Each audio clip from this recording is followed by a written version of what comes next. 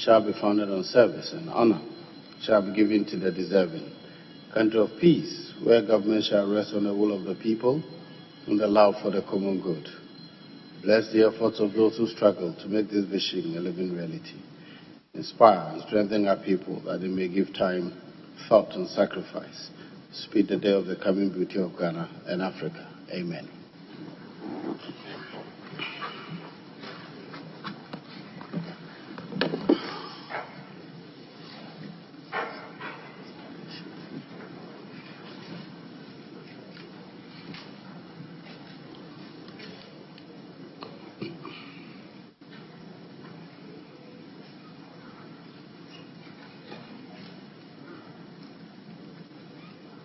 Honourable members, we commence with the correction of votes and proceedings of the 28th sitting held on Friday, March 11th, 2022.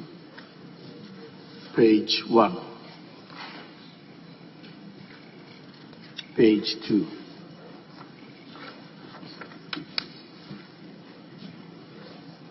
Page 3. Page 4. Page 5.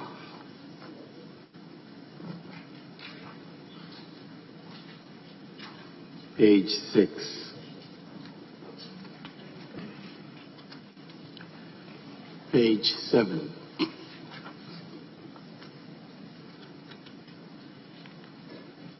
Page 8.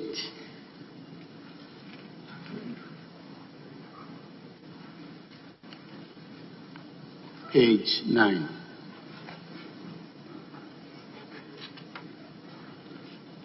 Page 10. Page 11. Page 12. Page 13. Page 14. Page 15. Page 16. Page 17. Page 18. Page 19. Page 20. Page 21. Page 22. Yes, Honorable Member for Medina, is that right? Yeah, right. Adenta, Mr. Speaker. Thank you, Mr. Speaker. I shouldn't forget that. Since you are my constituent, Mr. Speaker. Thank you. Mr. Speaker, page 22, in attendance, Roman numeral VII, you'd find that Roman numeral VI, Mr. Branson, Skin Foundation Ghana, but they're giving Foundation Ghana also as one of the items, so same. Thank you, Mr. Speaker. Thank you. The table office will take note and make the correction. Any more corrections on page 22? Very well. Page 23. Page 24. Honourable members, subject to the correction made, the votes and proceedings of Friday, March 11, 2022 is hereby adopted as a true record of proceedings.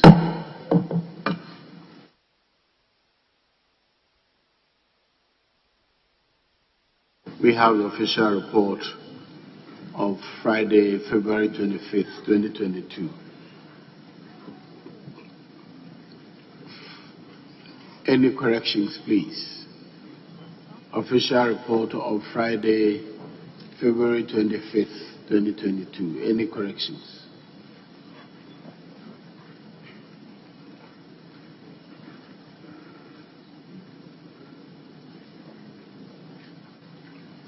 In the absence of any corrections, the official report of Friday, February 25th, 2022 is hereby adopted as a true record of proceedings.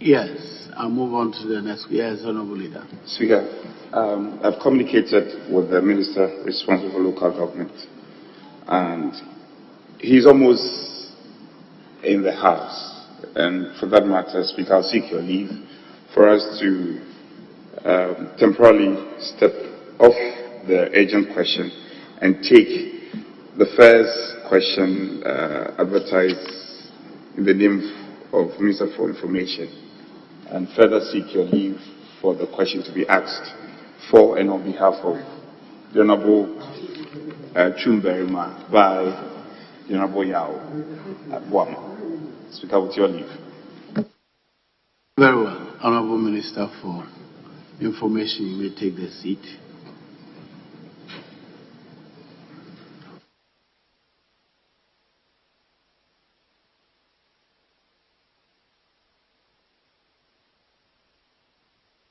Yes, Honorable Member for Okankwe Central. Rightly so, Mr. Speaker. Mr. Speaker, with your prior approval, subject to standing under 68.3, I want to ask this question on behalf of Honorable Paul Apreku Chumberima, member for Doma East. Well, leave granted. You may answer the question. Thank you very much, Mr. Speaker. Mr. Speaker, I rise to ask the Minister for Information how many individuals and institutions have made use of the Right to Information Act to request information from the various public institutions. Thank you very much, Mr. Speaker. Yes, Honorable Minister. Thank you, Mr. Speaker. Mr. Speaker, in 2019, this August House passed the Right to Information Act, Act 989, and the President, Nana Addo Akufo-Addo, promptly assented to it when it was brought to his attention for assent. The law's full implementation began in 2020, and we have made a lot of progress thus far. This House may recall that on the 30th of June 2021, I presented the Maiden RTI annual report. Mr. Speaker, from the time the implementation of the law commenced to date, our provisional data shows that a total of 223 RTI requests have been received so far by public institutions. And with your permission, I'd like to provide a year-by-year breakdown of these requests. In the year 2020, 85 requests for information were made by individuals and institutions and received by 32 public institutions. Out of the 85 applications, 34 were submitted by individuals, 36 by institutions, and for the outstanding 15, we are making efforts to get clarity from the ministries, departments, and agencies that receive them, whether or not they were submitted by individuals or by institutions. Mr. Speaker, in 2021, although I'm yet to present the annual report for the year in accordance with the Act, permit me to brief members on the interim figures that we have gathered so far. I must emphasize that these are provisional figures. The final figures will be laid before this House by June 2022 in accordance with the Act. A total of 129 requests for information were submitted by individuals and institutions and received by 47 public institutions. Out of the 129 applications received, 87 were received from individuals and 42 from institutions. Mr. Speaker, I'll move to the year 2022. Thus far, a total of 10 requests for information have been submitted by individuals and institutions and received by 7 public institutions as of 2022. Out of the 10 applications received, 5 were from individuals, 5 from institutions. Mr. Speaker, I thank you for the opportunity. Yes, any follow-up question? Rightly so, Mr. Speaker. Mr. Speaker, I want to find out from the Honorable Minister what fees and charges regime the ministry applying, since this House is here to approve of the Fees and Charges Act. Thank you. Yes, Honorable. Thank you, Mr. Speaker. Mr. Speaker, it is true that this House is here to approve the fees and charges schedule that will spell out the applicable fees and charges. For that reason, an overwhelming majority of the requests that have been granted were granted on gratis basis. For those that were asked to pay some amount of money, the sums mostly ranged between 1 and 2 cedis per page for the reproduction of the information. In some instances where some high figures were suggested by the institutions, the applicants appealed to the RTI Commission, and the RTI Commission gave the appropriate orders to review those fees downwards. But Mr. Speaker, we are before this House that the fees and charges schedule for the current year be approved to include the charges for RTI so that all of these discrepancies can be resolved. Thank you, Mr. Speaker. Yes, Honorable. Thank you, Mr. Speaker. Applicants to most of the public institutions are turned away sometimes by your information officers. The reason being that they do not address their applications or requests to the heads of the institutions. How would you educate the public as to who must receive the application, who the addressees must be? Thank you. Yes. Mr. Speaker, once again, I thank you for the opportunity. Respectfully, I would disagree with my colleague if he says that most applicants are turned away. The data as we have it suggests that an overwhelming majority are actually granted. But Mr. Speaker, in accordance with sections 19 and 84 of the Act, applications are supposed to be made to the information officer.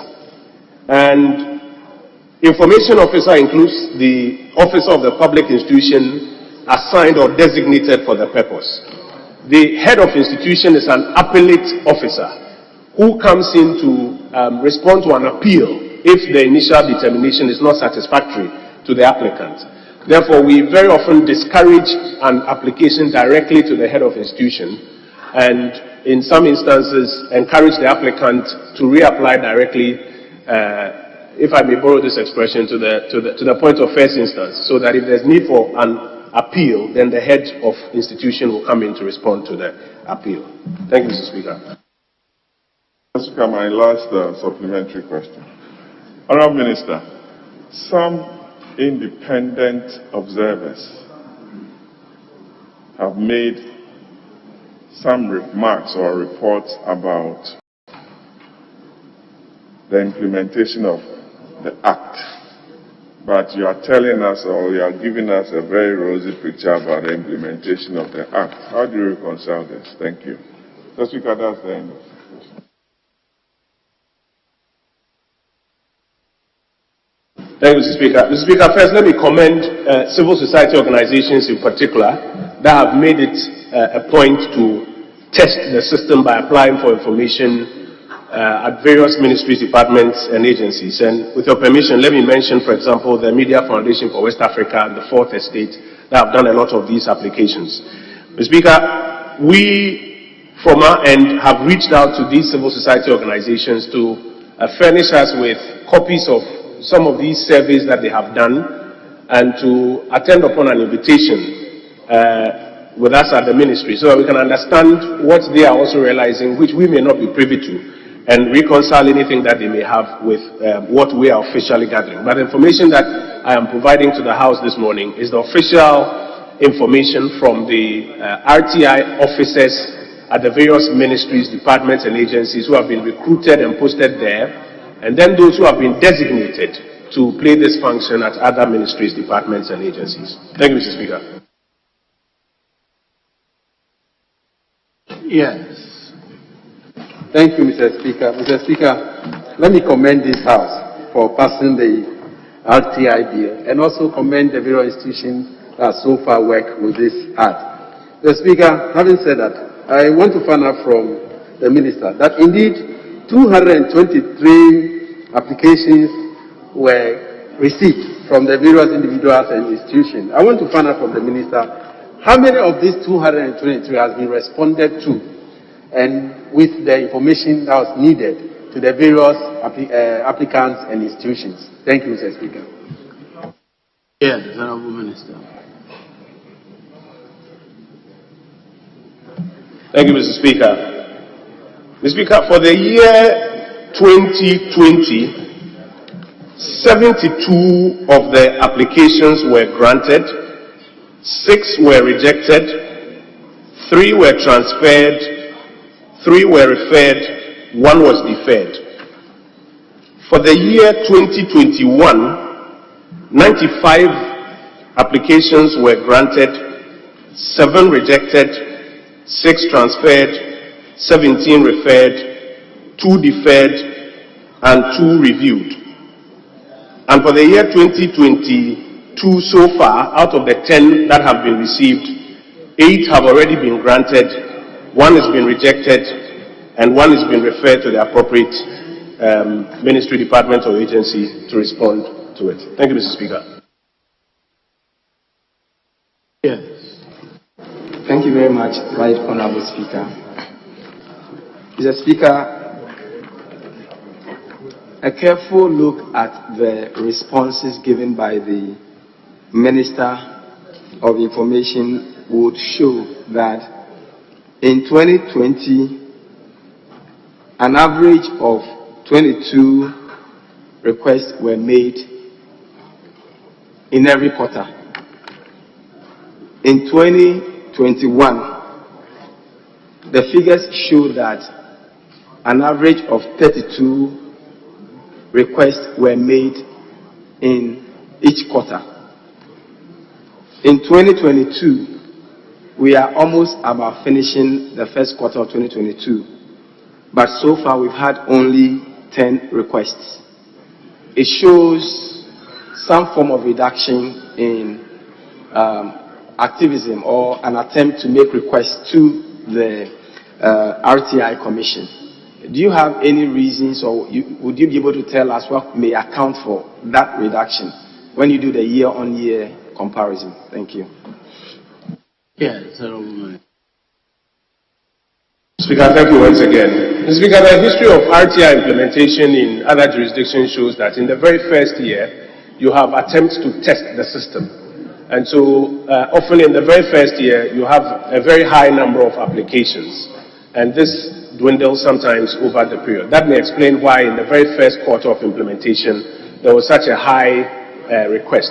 But Mr. Speaker, I agree with my colleague on the other side that for all the amount of money that has been spent, all the hours of executive and parliamentary time has been spent in legislating on the RTI, it's a bit disappointing that even in subsequent years, these are the very few numbers of requests that have come through. We on our part consider we need to do a lot of public education and advocacy to get a lot more people aware that the RTI Act is in full operation and you can access it. The RTI Commission is charged by law to lead the public education. We have had cause to draw their attention to the fact that they also need to step up on their public education so that a lot more awareness is created. But Mr. Speaker, may I take advantage of the opportunity here to also reach out to the entire country, particularly the academic community. A lot of our young people have complained about difficulties in getting access to information when preparing their dissertations, etc., because a lot of institutions sometimes operate as though they are doing you a favor. The RTI Act gives you legal cover to apply for information from public institutions for purposes of academic exercises and dissertations. So may I take advantage of this to also reach out particularly to the academic community to make use of the Act to apply for information from public institutions. Also, to our colleagues in the media, Mr. Speaker, we want to encourage a lot more use of the RTI Act and a lot less resort to speculation and hearsay. The RTI Act grants you to, by law, get access to information for purposes of media work as well. So while conceding that the numbers have not been very exciting as compared to all the time and money we've spent on passing the RTI Act, may I encourage various stakeholders to employ the Act to access information. Thank you, Mr. Speaker.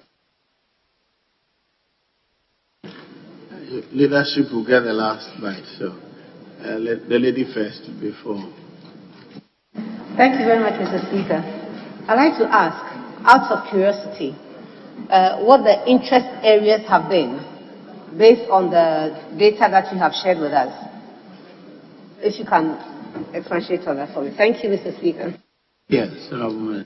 Thank you, Mr. Speaker. I have a bit of data on that to share with my colleague, the Honourable Member on the other side. Speaker, in 2020, for example, 24 of the requests that we received focused on the economic sector or on the economy, ministries, departments, and agencies associated with the economy. 22 of them were on public safety. 21 of them were on the social services sector. 10 of them on the administrative sector, that is the Attorney General's Department, Information Ministry, and the other administrative sectors. And 8 of them were focused on the infrastructure sector, roads and related sectors. Mr. Speaker, in 2021,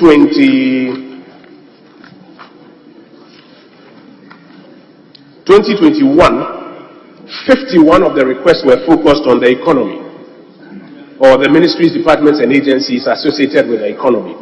So, ministries of finance and trade, energy, and those related ministries. 29 of them were focused on the infrastructure sector, 27 of them on the administrative sector, 19 of them on the social services sector. And Mr. Speaker, as I mentioned, 2022 is still ongoing. We're just around the first quarter. And so we'll do well to share the data by the time I appear before the House to present that formal information. Thank you. Yes, Thank you very much, Mr. Speaker.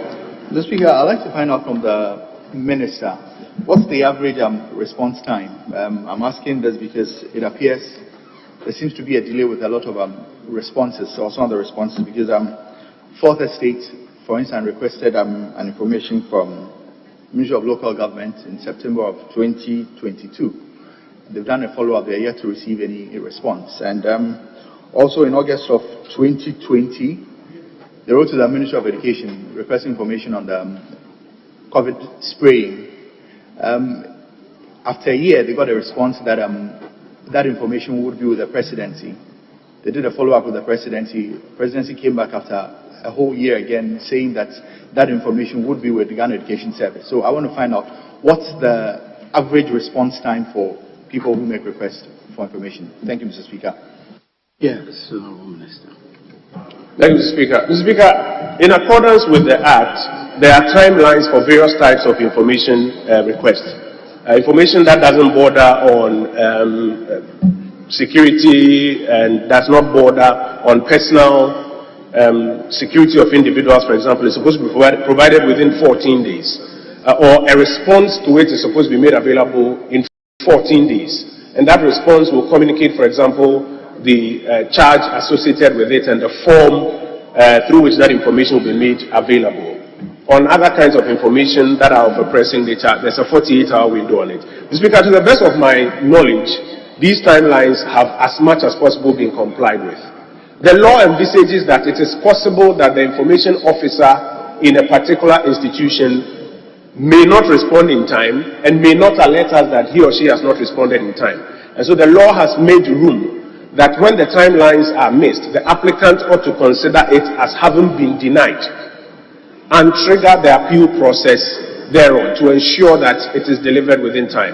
The specific examples that my colleague cites, I would have to acquaint myself with it, but my word out there will be that if the timelines are missed, the law requires you to consider it as information that has been denied, and if you are not satisfied with it, to quickly appeal to the head of institution. If you are not satisfied with that within the timelines, appeal to the RTI Commission. Mr. Speaker, the Commission has shown a lot of resilience in taking some very firm and tough decisions against ministries, departments, and agencies that have not complied. And I'd like to commend the Executive Secretary and the Board of the Commission for showing fidelity with the Act. And so I want to encourage any person who has reason to feel that timelines have been delayed should take advantage of the provision of the Act that says consider it as denied and appeal to the head of the institution or the Commission to get redress immediately. Thank you, Mr. Speaker. Yes, Leader. Right now, Speaker, we thank you for the opportunity. We thank our colleague for coming to brief us. Mr. Speaker, just a request from to the Minister. Now that people are finding it difficult to know who to address, can we just develop a template in one page, which will clearly state the right person to address, maybe leave a place for the dates and other things, so that some of the questions will be tick box, and then maybe put it online and the information offices of this assembly. So it lessens the thinking of the ordinary person what to put on the letter. I think that will also help people in my constituency a lot. Would you consider that, Mrs. Yes. Thank you, Mr. Speaker. Mr. Speaker, I want to inform my good friend that not only will or have we considered that, we've actually implemented that. So at every public institution, there is a template for applying for information which simplifies the request that is being made in accordance with the requirements of the Act. And we encourage applicants to, as much as possible, adopt that template so that it makes it very easy for them. That same template is also being made available online. I'll perhaps share with the table office the URL so that those who intend to apply online can do so. Mr. Speaker, we are also in the process through the Access to Information Division of the Information Services Department. We're in the process of rolling out an online records management system which then allows the websites of all ministries, departments, and agencies to have a tab for requesting for information, which request can be filled online and then sent directly to the RTI officer at the ministry, department, or agency to respond to it. And these are some of the measures we are taking to make it easier for people to apply for information. Thank you, Mr. Speaker.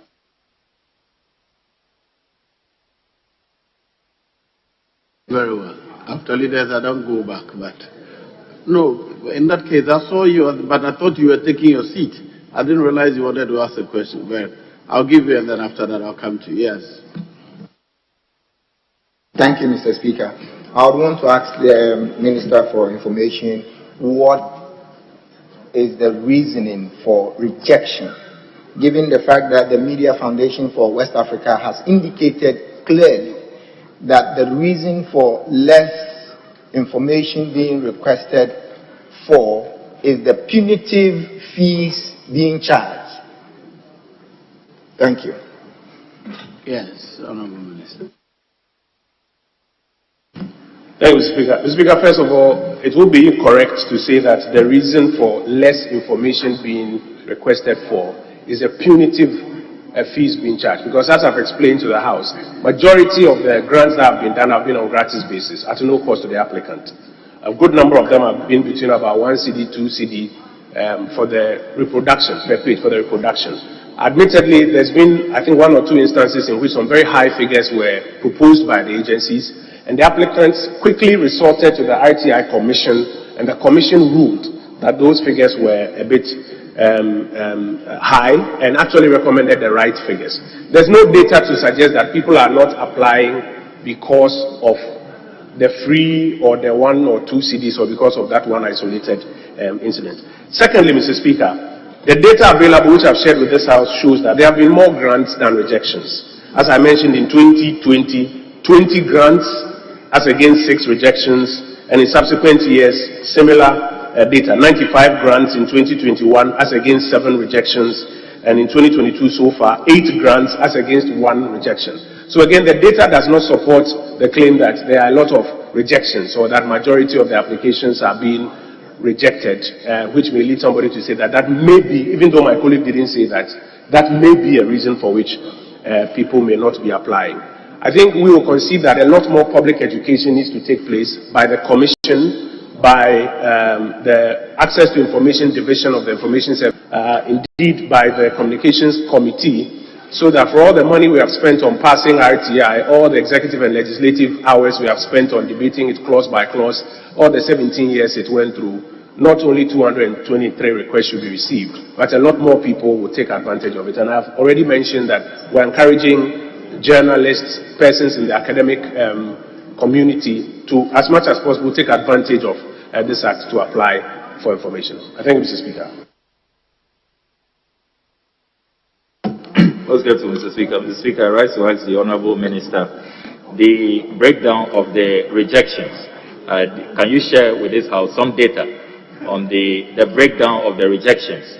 Do we have a situation where majority are on national security grounds? Because some analysts are raising concern about the national security window being used probably to reject requests from the general public. So do you have the breakdown of the rejection, the reasons given for those rejections? Yes. Mr. Speaker, before you hear now, I do not have that, but that is information that is available to the Access to Information Division of the ISD, and we can furnish the House with it. Just to reiterate that there's been an overwhelming grant of the requests that come in. It's just in few cases that rejections have taken place. But I will do well to furnish the table office with the deep dive of the reasons for the very few rejections that have taken place so far. Thank you, Mr. Speaker. Very well, Honourable Minister. You have only one question today. So we thank you for attending upon the House to answer the questions. You are discharged. Yes, Honourable Chief Speaker, I guess we can now go on to the agent question and take the agent question. Mr. Speaker, there are other two questions advertised in the same minister. And so we take the agent question and follow up with the other two questions as well. With your leave, Speaker. Yes, Honourable. Thank you, Mr. Speaker. Mr. Speaker, for the agent question, we can start with it because that one does not need the answers to be advertised in the booth and other people. But for the ordinary questions, the answers are not in the other people. So I think as we are answering, dealing with the agent question, if there can be other people then to print the answers for the regular questions and give to the members.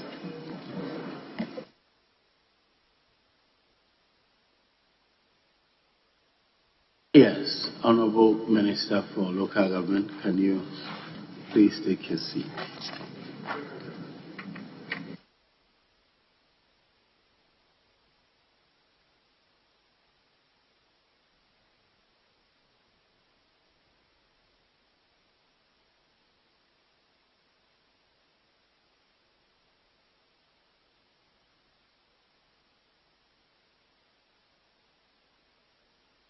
Very well.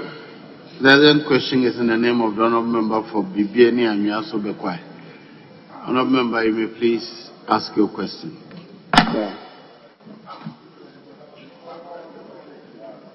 Right, Honourable Speaker, I rise to ascertain from the Honourable Minister responsible for local government, decentralization and rural development.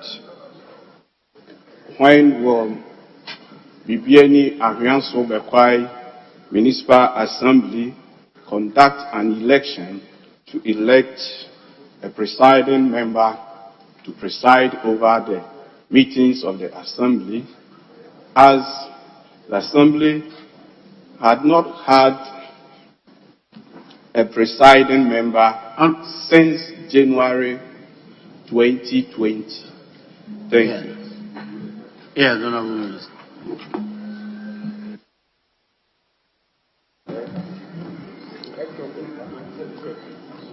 Thank you, Right Honourable Speaker. Right Honourable Speaker, the Bibiani and Yaso Bekwai Municipal Assembly has been without a presiding member since January 2020, when assemblies were inaugurated. This is as a result of a pending court decision on a writ filed by an assembly member. Right Honourable Speaker, subsections 4 to 6 of section 9 of the Model Standing Orders on the election of presiding member of of an assembly indicates that if a candidate fails to obtain 2/3 of all votes of members of the assembly on 2 consecutive runoffs held within 10 days after the first runoff, the 2 candidates shall step aside for fresh nominations. The assembly member who failed to garner 2/3 of the votes refused to be barred from running again for the position of presiding member for Bibiani and Yasu Bekwai Municipal Assembly. He therefore proceeded to file a suit at the Seshu Yoso High Court on the grounds that the Bibiani and Yasu Bekwai Municipal Assembly has not expressly adopted the model standing orders for district, municipal and metropolitan assemblies gazetted on 12 July 2019. He further went ahead to file an interlocutory injunction restraining the coordinating director and the electoral commission from convening any further meetings for the purposes of electing a presiding member. Following the lapse of the tenure of presiding members across the country in February 2022, a stakeholder meeting comprising assembly members, heads of departments, and chiefs in the area was convened to discuss the way. This culminated in the injunction being set aside by the court to enable the Electoral Commission conduct elections. The Assembly has scheduled 29th March 2022 for the election of a presiding member. Thank you, Madam Speaker. Yes, Honorable Member, you may ask a follow-up question. Right now, Mr. Speaker, I rise once again to ascertain from the Honorable Minister what measures has his ministry put in place or is going to put in place to ensure that the people of Bibiani Arianso Bekwai municipality catch up with other municipalities having been staff of development for almost 27 months now. Thank you, Mr. Speaker. Yes, Honorable. Right, Honorable Speaker, as stated in the answer to the question, fortunately, the stakeholders have met, and now the court has set aside the earlier injunction, so the way is now clear. They will therefore follow the processes as enshrined in the model standing orders, and by what the coordinating director of the Municipal Assembly has communicated to us, on the 29th of March 2022,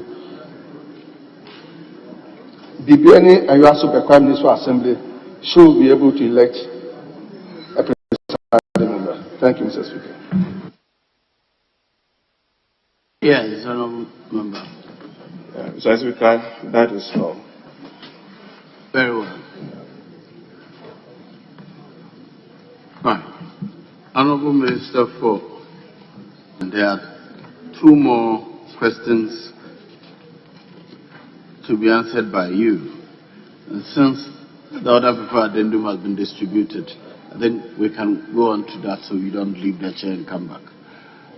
Has everybody got a copy of the other paper addendum? Yes, Mr. Speaker, we have it. Very well. In that case, we'll go to question number 970. In the name of the Honorable Member for Bolivamboy, Yusuf Suleiman. Thank you, Mr. Speaker. Mr. Speaker, I rise to ask the Minister for Local Government, Decentralization and Rural Development, when the Savannah Regional Offices of the Coordinating Council, i.e., Education, Health and Agriculture, will be completed. Thank you. Yes, Honorable Minister.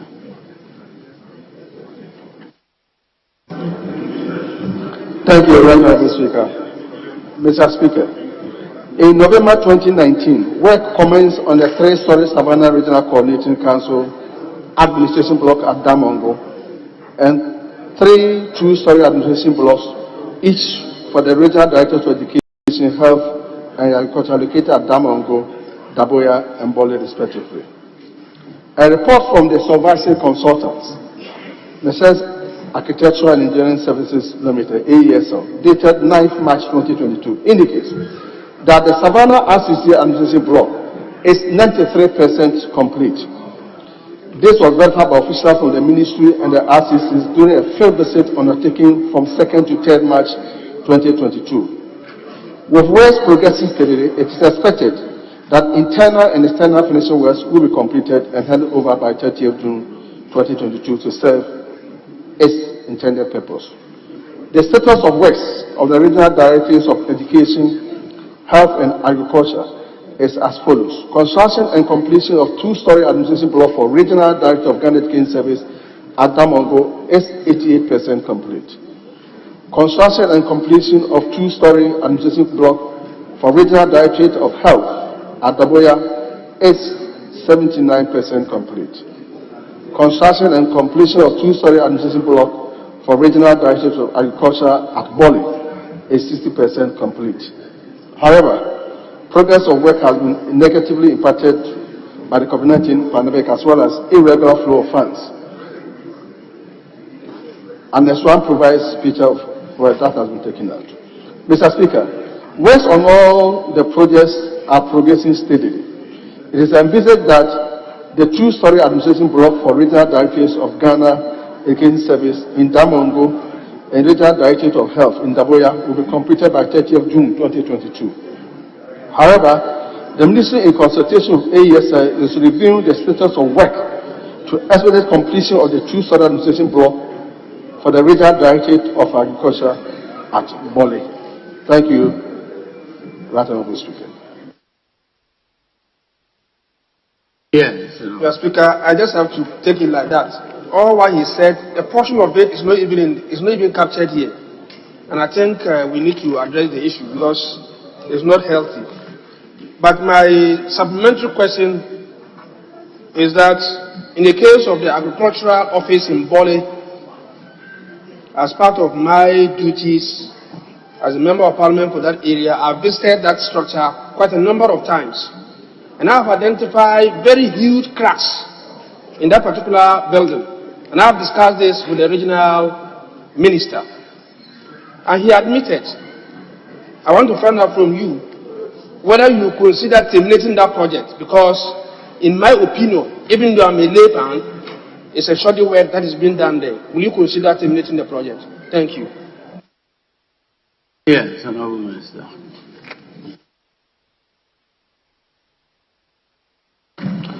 Right Honourable Speaker, as stated in my answer, we are supervising consultants.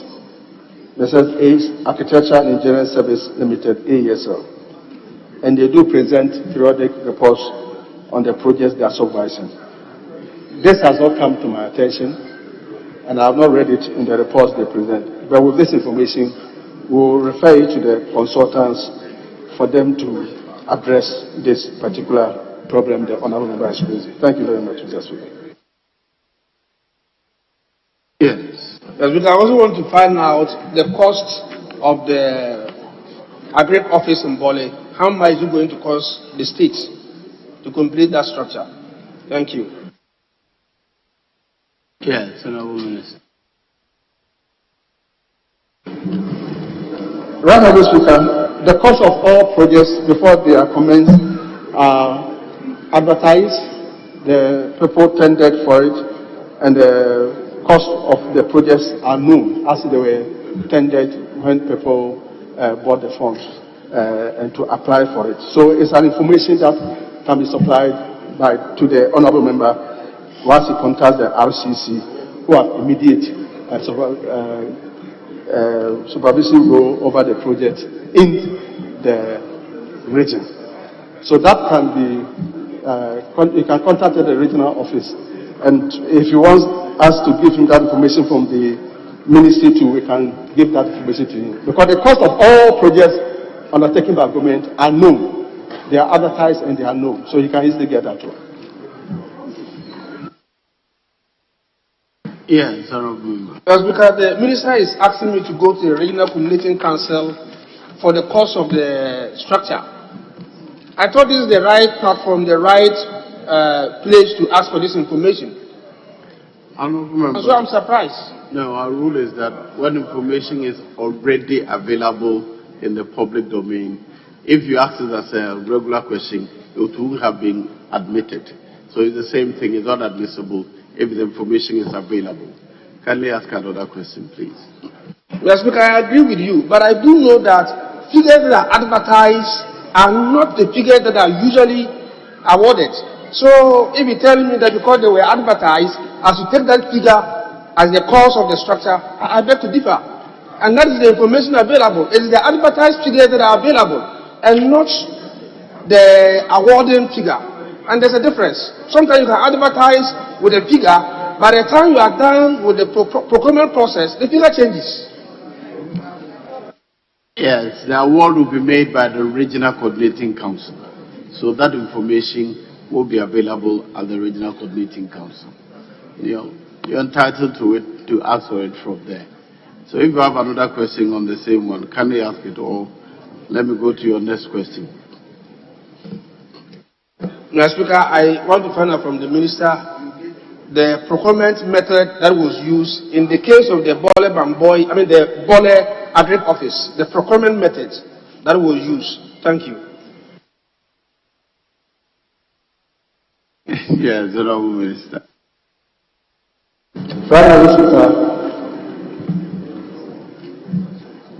I stand here and answer these questions as the Minister for Local Government, Decentralization and Rural Development.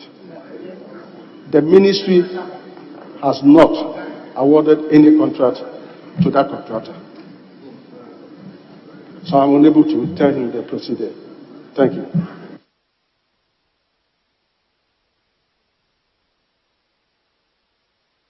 Yes, okay, your next question. You're done with your three. Yes, I'm done with the first question. Very well. The leader wanted to ask a question on that one. Yes. Thank you, Mr. Speaker. Mr. Speaker, the Committee of Local Government and Rural Development paid a working visit to all the newly created 6 regions. And at that time, that of Western North, last year, that of Western North, which was given to a Chinese contractor, had been completed, with the exception of 5 other regions which were given to local contractors that have not yet been completed. So I want to know from last year to date, if Western North had been completed last year and the 5 regions which were given to local contractors are still nearing completion in 2022. I want to ask from the Honorable Minister for Local Government and Rural Development, what account for the delays in the 5 other regions, with the exception of the one that has been done by a foreign contractor? Are they funding? Is there any funding challenges? We want to know. Honorable Minister, Honorable Leader, the question was in respect of Savannah regional offices.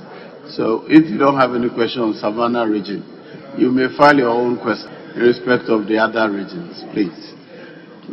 So, this question is not a follow-up from Savannah. Mr. Speaker, the question is, what account for the delays in the completion of the Savannah project? That's what I want to know. He has answered them. You probably were not paying attention. He actually enumerated the challenges. Yes. Another member for Bodi, you're welcome. I'll recognize you, sir. Mr. Speaker, I want to find out from. No, I have given the floor to. I've given the floor to. You haven't called me. Not yet. I just recognized you. Oh, that you're welcome back from ECOWAS Parliament. Yes. Yes, I thank you, Mr. Speaker. I want to find out from the Honorable Minister whether the Agri project, the regional office in Bole Bamboi, whether the project includes connecting electricity to the project site. Thank you. Whether they have connected electricity to the... Whether the project covers the connection of electricity. Because the community the project is sited has no electricity. So I want to find out. I don't want a situation where the project will be completed and then we will now have the hurdle of getting electricity to the project site. So I want to find out. Honorable Member, kindly find out for the project. You can find out from the Regional Coordinating Council all that is involved.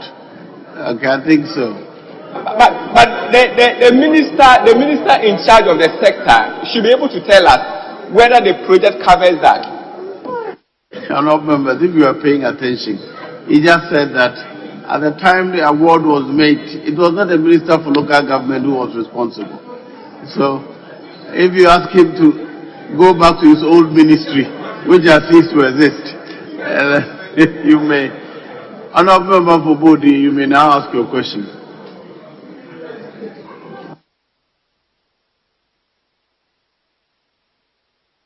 Mr. Speaker, thank you very much. Mr. Speaker, in one of the responses by the minister, he said that the Ministry of Local Government is not responsible for, or wasn't responsible for, the awarding of those regional offices. Now, the minister is aware that the ministry that awarded those projects was under him and now has been joined to his current ministry, Ministry of Local Government and Rural Development. At that time it was Ministry for Regional Reorganization and Development that awarded those contracts, which has now been joined to local government. So how can you tell us that his ministry didn't award those contracts? I think you will answer that yourself because I understand. Please answer it yourself. Right, Honorable Speaker, let me place on record that any information that honorable members, and for that matter, anybody wants to know about projects and the work of the SY Ministry of Regional Reorganization and Development, we are prepared to supply that information. But it's also important to note that when you are acting in an official capacity, you cannot pretend that as you are you are minister for local government, and because you have been a minister for sports before, any question that is asked about sports, you can now go ahead and answer it. But as I said, if there's any specific information that members want about that project that were awarded and any development that took place during the regional reorganization, Ministry of Regional Reorganization and Development, when those questions are asked, we will prepare and come and answer them. Honorable Member for Bolivombo, kindly ask question number 971, please. Thank you, Mr. Speaker. Mr. Speaker, I rise to ask the Minister for Local Government, Decentralization and Rural Development how much seed money was given to the newly created Savannah region and how the money was utilized. Thank you. Yes, Honorable Minister.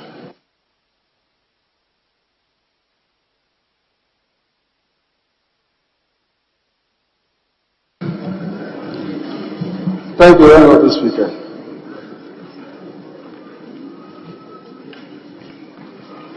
Honorable Speaker, upon the successful creation of 6 additional regions in 2018, the then Ministry of Regional Reorganization and Development made a provision of 20 million Ghana cedis as seed money under CAPEX in its 2019 budget for execution of projects in the Savannah region for the smooth operations of the Regional Coordinating Council.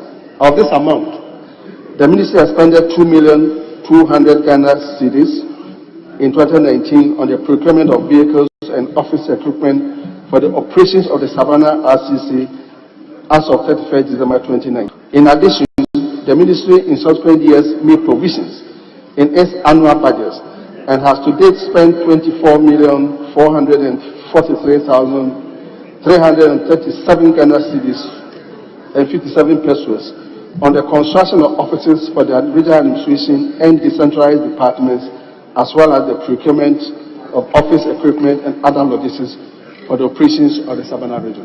Thank you, Mr. Speaker. Yes, Mr. Speaker, the minister said that 2.2 million in 2019 was suspended, and part of it was used to procure vehicles. I want to find out from him whether he's aware that one of the pickups that was purchased got lost. Thank you.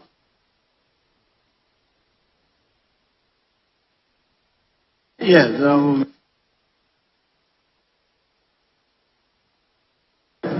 Mr. Speaker, yes, the then regional minister for Savannah region reported that incident to the police and to my office at that time. Yes, I am aware of that. yes, Mr. Speaker, the minister is saying that he's aware that the Savannah regional office's pickup, one of the pickups got lost, and that he's fully aware. I want to find out from him, what has he done so far? What has he done so far to retrieve this vehicle? Thank you. Yes, Honorable Minister.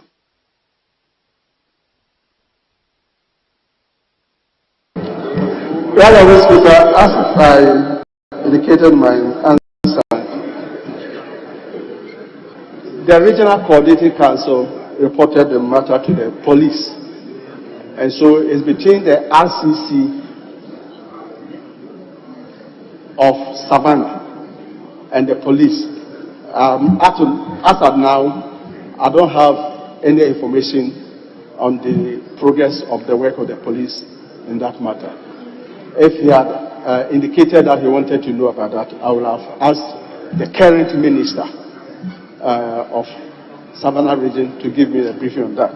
And I would have also expected that the honorable member, being a very active honorable member in the region, this is an information that he could easily get from the regional minister in Damongo about the progress of work of the police. Thank you. Yes, Mr. Speaker, the minister keeps saying that I could contact the regional minister for information. I think that it is not for him to decide where I go for my information. That should be on record. That should be on record.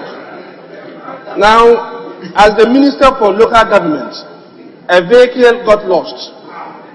It's been reported to you 3 years down the line. And the Minister is saying that if you want information about it, we should go to the Regional Coordinating Office. You are the minister responsible for that ministry.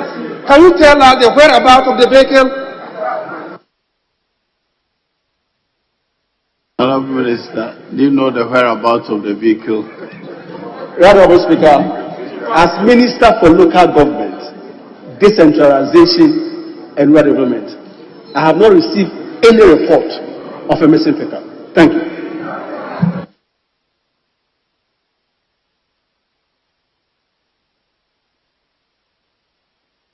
Yes. Mr. Speaker, I'm confused. Very, very confused. The minister said the regional minister reported to him. At the same time, he's saying that he has not received any report. How can you please reconcile this? On one hand, you are saying that the issue has been reported to you. On the other hand, you are saying that you don't have any report. So which is which? Yes, Honorable Minister.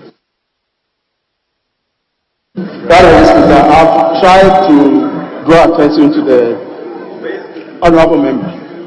The matters we are prepared to explain any matter that we have knowledge of. The confusion arises when he says that as Minister for Local Government, it has been reported to you that a pickup is missing. And for the past 3 years, I've not done anything about it. And I'm saying that as Minister for Local Government, no report has been made to me. In effect, you're saying that when the vehicle was stolen or got missing, you were not the Minister of Local Government. Right Honourable Speaker, I was a Minister for Regional Reorganization and Development. At that time, it was reported to me, and I contacted the Regional Minister, and a report was made to the RCC. So yes, when I was Minister for Regional Reorganization, the report was made to me. But when the Minister says that as local government minister, a report has been made to you, it is not correct. The report was made when I was Minister for Regional Reorganization and Development. And we contacted the Regional Community Council, and they reported to the Regional Police Command. So that one, any further information on that, the Regional Community Council should be in a better position to explain that. Thank you, Right Honourable Speaker.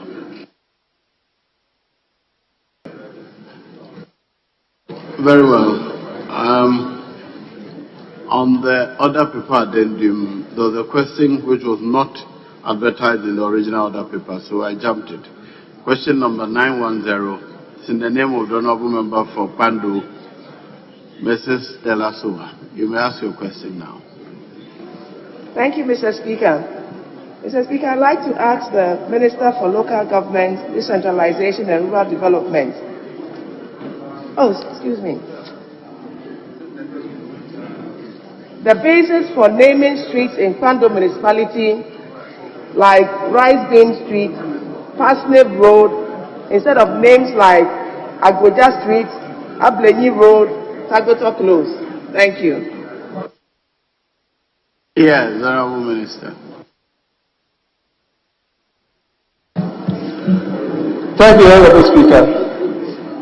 Mr. Speaker, the street naming and property address policy stipulates that street naming and property addressing is an exercise which makes it possible to identify the location of a parcel of land, public places, or dwellings on the ground based on a system of names and numbers. It is important to note that the development of a street naming and property addressing is not a one-off activity, but a process that is continuously expanded and refined over time. Mr. Speaker, the nationwide digital property addressing system commenced in earnest in 2017, and assemblies were expected to submit names of streets and properties by 31st May 2021. Some assemblies were unable to submit their data by the timeline set. As a result, the National Digital Property Addressing Secretariat generated provisional street names to meet the project timelines. Metropolitan, municipal, and district assemblies have been tasked to adhere to Chapter 2, Section 2.1.5 of the Street Naming and Property Addressing Guidelines, which stipulates, in the case of existing streets with no names, the respective Department of Fiscal Planning shall, in consultation with the relevant traditional authorities and community leaders or relevant major stakeholders, select a street name in accordance with the requirements set out in Section 2.1.1 of the guidelines. Pando Municipal Assembly was among the assemblies that delayed in the submission of the approved street names for collation into the national database. Accordingly, the National Digital Property Addressing Secretary generated provisional street names to enable the project to meet the expected timelines. In line, therefore, with the street naming and property addressing guidelines, stakeholder consultative meetings have subsequently been held by the Pando Municipal Assembly to agree on street names to be forwarded to the Secretary by the end of March 2022 for the necessary action to be taken. Thank you, Mr. Speaker. Yes, Honourable Member. Thank you, Mr. Speaker. Mr. Speaker, granted the Minister says the names were provisional. However, couldn't they have generated local names? Parsnip, for example, is not a vegetable eaten by the Voltarians. Couldn't they have used names like Ademe, Eti, names that are familiar with the Voltarian diet rather than foreign diets? Thank you. Yes, Honourable Minister. Thank you, Mr. Speaker. Mr. Speaker, as stated in the guidelines from the Digital Property Street Naming Policy, the assembly, the Parliament Pando Municipal Assembly, should have had consultative meetings with the stakeholders, including traditional leaders, to generate these names. So it is not late for them to do that. As I said, they are supposed to have a stakeholder consultation meeting, and they have agreed that by the end of March, they will be able to replace some of these names that they are not comfortable with. Thank you, Mr. Speaker.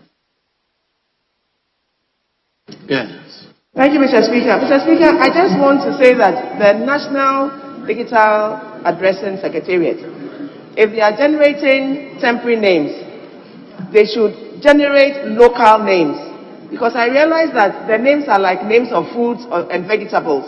We have local vegetables, local diet. We have wache, we have kokonte. Can we generate such names as temporary names rather than the foreign rice bean, parsnip, etc.? Thank you. Yes, Honorable Minister, that's a suggestion. Thank you, Honorable Speaker. I do agree that they can do that. But at times there's some sensitivity that has to be well addressed. That is why the proper thing to do is for the assembly to meet the traditional leaders and other stakeholders so that they get the appropriate names. There are some streets you go and use somebody and say, no, this chief did not live in this area. And even though the name might not be referring to a particular known person that maybe they want to honor, the National Secretariat may not want to delve into applying some of these local names. But when they use some of these generic ones that are foreign ones as a temporal measure, then the assembly should meet and say that we are naming this street after Abuja or Ableni Road and Tabuto Close. And for Pando, for example, I know a particular sower, a very known, respectable, learned gentleman. I would have loved that his name is used in Pando. But I'm saying that I would encourage the honorable member, who is a member of the Municipal Assembly, to get the Assembly to meet the deadline they themselves have proposed as 2022, by March 2022, to meet and discuss this thing and find the appropriate names for the street naming. And when in so doing, I also make a contribution for a Sowa Street in Pandu. Thank you, Honorable Speaker. Are you done? Very well. I'll move on. Question number 919. Oh, very well. Honorable Minister for Local Government, we thank you for attending upon the House questions. You are discharged. The next set of questions are to be answered by the Honorable Minister for Environment, Science and Technology.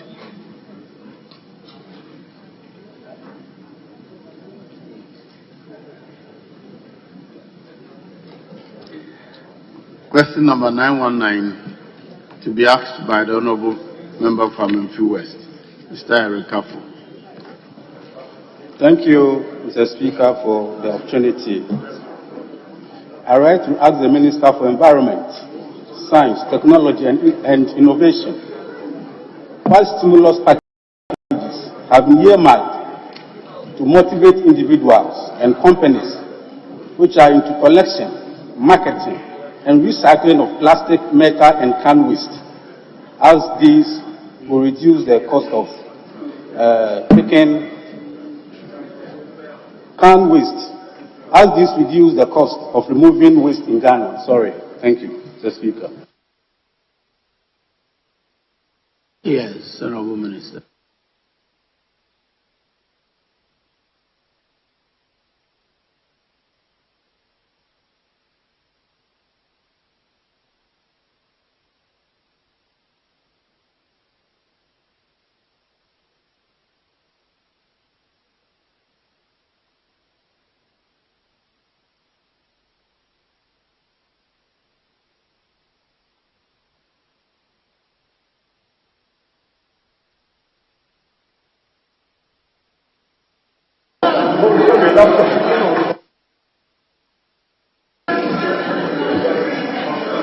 Mr. Speaker, I believe I'm sufficiently socially distant, so I will off this one.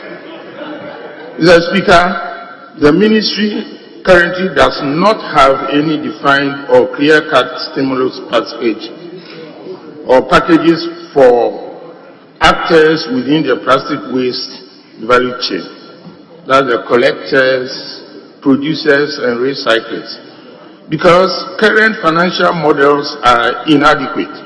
However, the ministry, through various programs and interventions, has provided support to the actors. For instance, in September 2021, MESPI, in partnership with Nestle Ghana Limited, presented 20 new tricycles, 1,060 gloves, 60 waste picking tools and overalls with reflectors to Pure Water Waste Collectors Association to enhance their activities. So far, the partnership has supported the association with over 40 tricycles since its inception in 2019.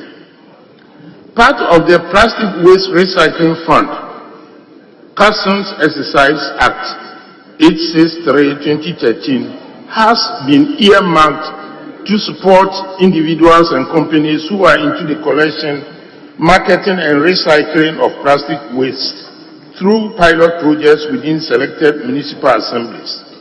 Mr. Speaker, the pilots have been designed within the circular economy approach, where private actor or private sector players, that's the collectors and recyclers, are expected to partner with the municipal assemblies in dealing with plastic waste, and indeed they are doing so now. Mr. Speaker, to solve the packaging waste and pollution crisis, a comprehensive circular economy approach is required, and with an overarching government strategy in the form of National Plastic Management Policy approval by Cabinet, and is yet to be launched. The policy will be accompanied by an extended producer responsibility scheme. Mr. Speaker, extended producer responsibility is the only proven and likely way to provide funding that is dedicated, ongoing, and sufficient for projects such as this. But the collection, sorting, and recycling of packaging typically costs more to do than the money it makes. So there is a public good element in there, and we acknowledge that we have to use public funds to aid this endeavor.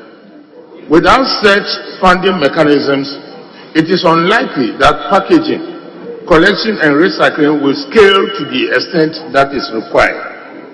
Therefore, the government currently maintains that the top priority is identifying and tailoring an EPR system that is best suited for Ghana. The dialogue process has started through the National Plastic Action Partnerships and other channels, ensuring stakeholder involvement. MESPI is considering policy options that consider innovative ways of integrating the informal waste sector into the entire setup of the mechanism without compromising livelihoods for thousands of operators employed in the sector. And indeed, at this stage, the whole recycling process is an informal-driven sector. Mr. Speaker, the ministry is currently engaging all stakeholders within the sector, that's the producers, manufacturers, collectors, and recyclers, on the following. We are identifying the legislation that can be enacted against indiscriminate disposal of plastics without disrupting the activities of the private sector. 2, we have to gain first-hand information on the challenges affecting the plastic waste collectors and recyclers and others within the value chain. And in recent weeks, Mr. Speaker, I'm happy to announce that I've been going around through the value chain making this assessment. And then finally, when we meet, we have a conference, a brainstorming session, and we have congress to find solutions to deal with plastics, especially single-use plastics and plastics under 20 microns.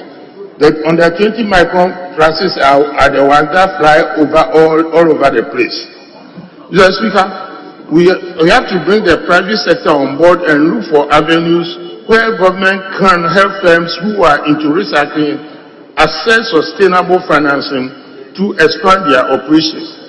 And then we have to also discuss ways of engaging the impoverished, mostly female and community of waste pickers. And only last week I was at the dump site in Pond to look at, I was mortified to realize that over 70% of those pickers and handlers are mostly female.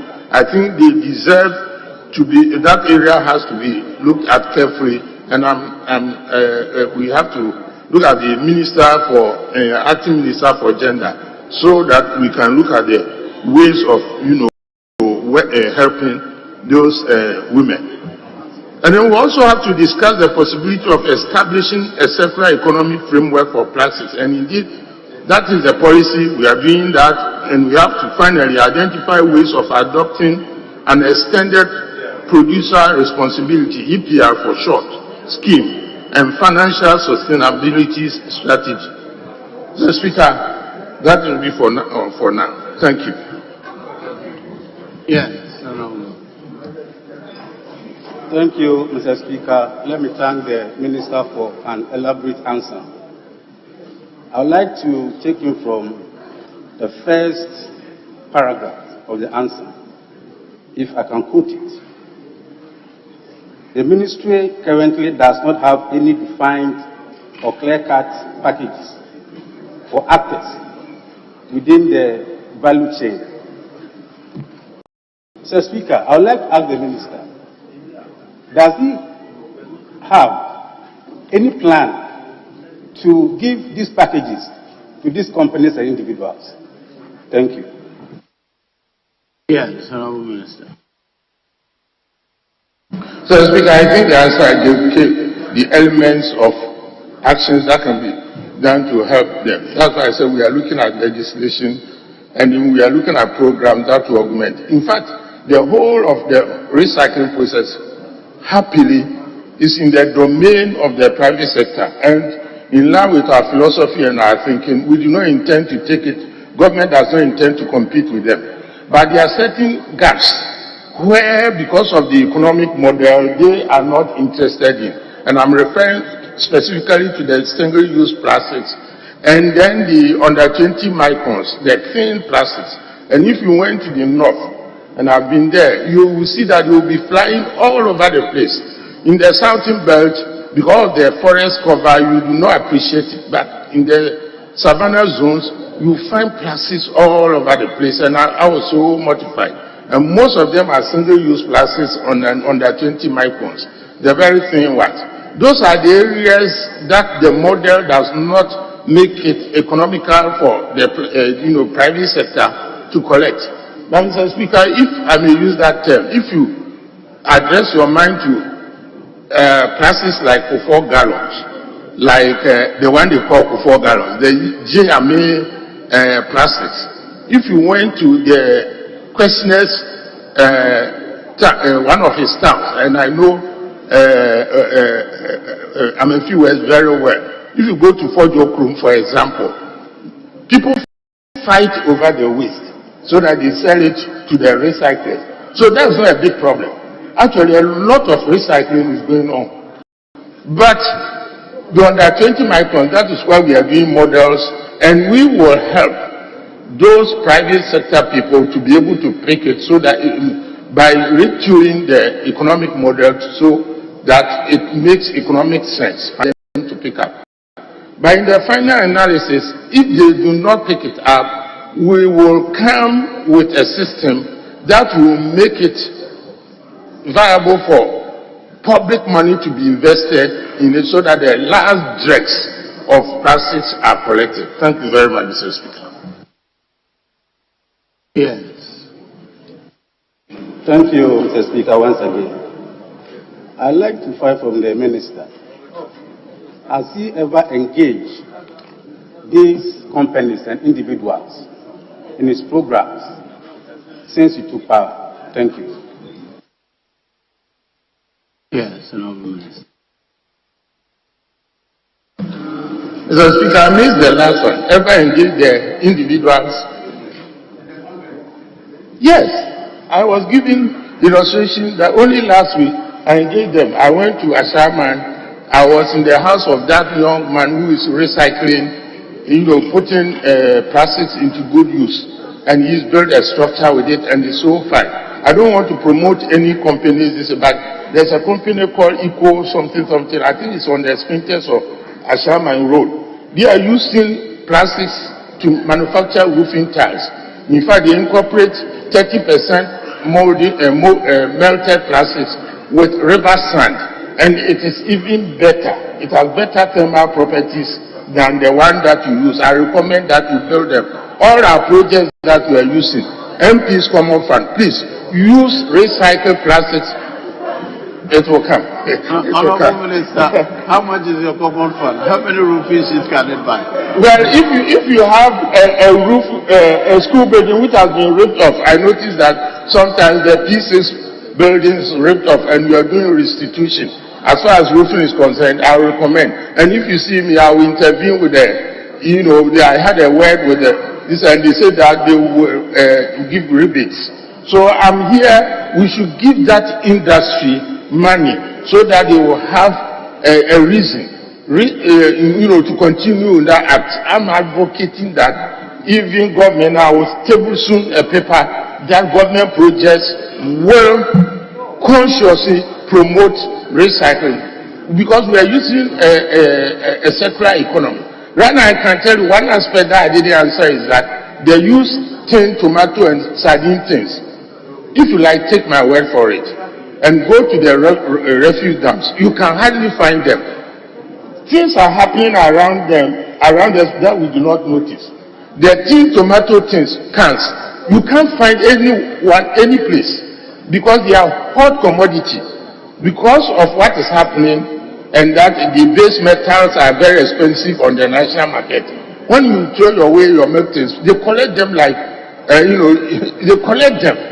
So you can't find them even in the villages. You try it and see. So a lot of recycling is going on, even wood products. And that's what we mean by a circular economy. We are here to use policy and to use government funds to aid in that process, so that Ghana can be, we already are a country in West Africa where a circular economy has taken off, but Ghanaians are largely unaware of. Thank you. Honorable Member for Dr. Rollins. I'm trying to always forget your constituency's name. Thank you, Mr. Speaker. I said Dr. Rollins. Sorry? Senator Rollins.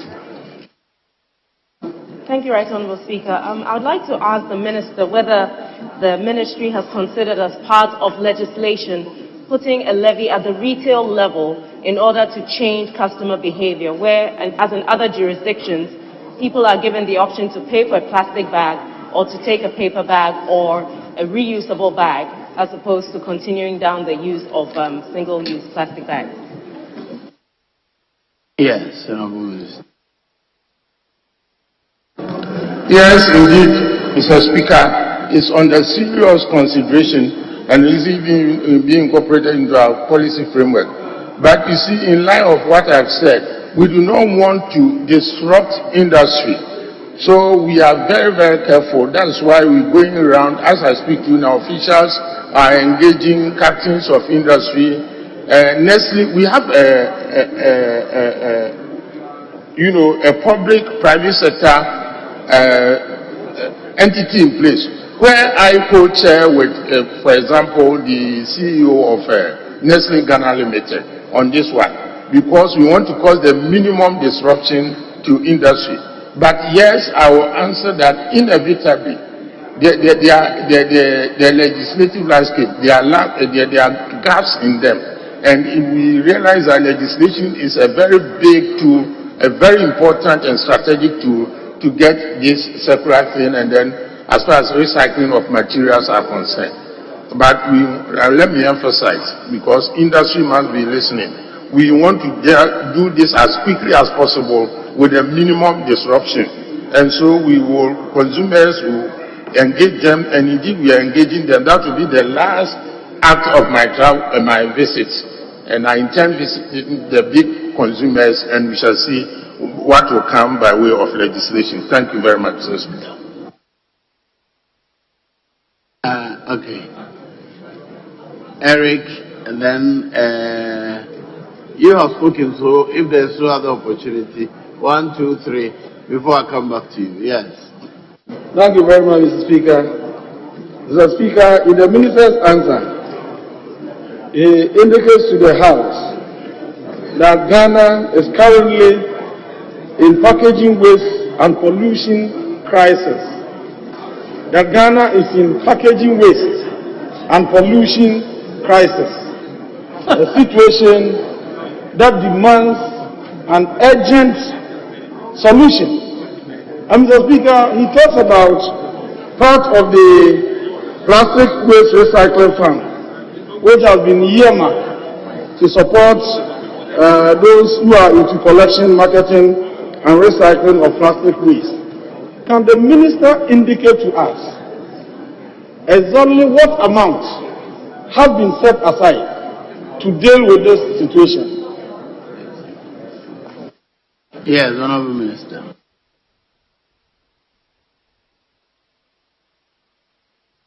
Mr. Speaker, at this very moment, I cannot indicate to Parliament exact amounts with the accruals that are going to in that endeavor. But suffice to say that the amount is even not very, very sufficient. The law has been passed, but there is a problem with the collection mechanism. Currently, EPA, if my memory serves me right, only about 65 out of some 365 items, 360 something items that have been identified as to fall under that category that can be levied for these purposes are in the basket now. So it is a job in evolution, and I assure the member that maybe if he has another question asking me for those specific, I will hone in on that and come and answer him. Thank you very much. Yes. Thank you very much, Mr. Speaker. Mr. Speaker, we all know that government is spending a lot of money in terms of climate change because of global warming and all that. But, Mr. Speaker, the individual waste collectors, the interests of others are to extract copper. They pick the waste. If you go to around Kwere Lagoon, the Dodo area, they burn them in order to extract the copper. And it causes environmental pollution, and all of us are going to face it. Is government putting in place any measure to control the burning of this waste that people are burning to collect copper in order to sell for either to make money or to do other things for themselves? Yes.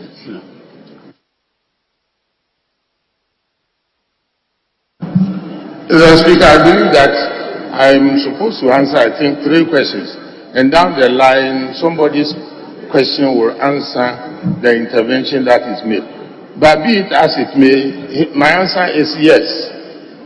There are programs in place to stop those people from burning. The problem is with enforcement. And like I keep on saying, Mesty is an offensive midfielder. If I may use football speak. You see, we do all the policy action, the legislation, but we share our mandates with particular local governments. So they will have to enforce it. Those who burn those things is against the law. So if the MP sees it, he can even suo moto take action. But suffice to say that if, as an offensive midfielder, if I'm in a strategic position to score, I also shoot to score like Party has been doing. But for now, we rely on other sector actors to make sure that these policies are translated into action. Thank you very much.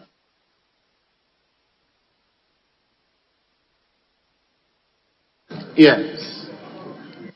Thank you very much, Mr. Speaker. Mr. Speaker, Question 919 talks about plastic waste, but I keep hearing the minister making copious reference to electronic waste management. My understanding is that the two issues and the policy issues relating to them are different. And the funds, there are two different funds. There's the plastic waste fund, which is collected by the local government ministry. And then there's also the electronic waste fund, which is collected on behalf of the Ministry of Environment. And I didn't get the distinction well in your statement. And lastly, to find out from you. Honorable, we have one question. Which one is it? The initial ones are just to draw his attention to. So ask your question. Yes, so now I'm going to ask the question, Mr. Speaker, to find out whether you are implementing the biodegradable plastic policy, which your ministry initiated some time ago as a motivation to deal with the plastic waste problem. Yes, Honorable Minister. First of all, Mr. Speaker, his preamble, the plastic waste and e-waste, and I noticed that there's another question pending, but I cannot wait to answer that the plastic waste and e-waste are based on, anchored on a single policy. That's a circular economy. But the way they are, fashioned out, the programs and projects therefore differ. That is where because in the e-waste matter, for example, the materials that are recovered are not plastics per se. But even the plastics, they don't come segregated. If you're in your car, you have electronics, and there are plastics, and there are e-waste with copper, sometimes even cadmium, mercury. Those ones are to be recycled. But those are matters of detail. The principle is that we have to recycle things. And then, of course, in terms of the specific, the biodegradables, it is true, but there's a bit of a technological challenge. With regard to definitions, you will recall that when you talk of biodegradables, the also biodegradables, for example, they are injected by bacteria and other microorganisms, so that they are truly biodegradables. But there are certain plastics which are broken into nanoparticles, and they are not degraded in the strictest sense of the word. And those are even dangerous because they get into the food chain and we ingest them. And Mr. Speaker, at the end of every month, you are ingested in your system about one ID card, the Ghana card, weight or volume of that into your system. And those are the nanoparticles that we have to. Yes, we are not running the programs. I visited the industry. Some of them are using the also. So I'm waiting for my technical people so that we can actually certify who are doing the also biodegradables, which has been proven scientifically that they are truly biodegradable. And those that are turned, so to speak, into minute particles, which are even more dangerous. In fact, from the medical point of view, we are better off seeing those big plastics instead of being broken down only for us to ingest them. So, Speaker, so that's my answer to his question. Very well. We'll move on to question number 920 by the honorable member for Keta, Kwame Jujoli Gakbe. Thank you very much, Mr. Speaker. Thank you for the opportunity. I rise to ask the Minister for Environment, Science, Technology and Innovation the status of e-waste management in Ghana and the policy measures be put in place.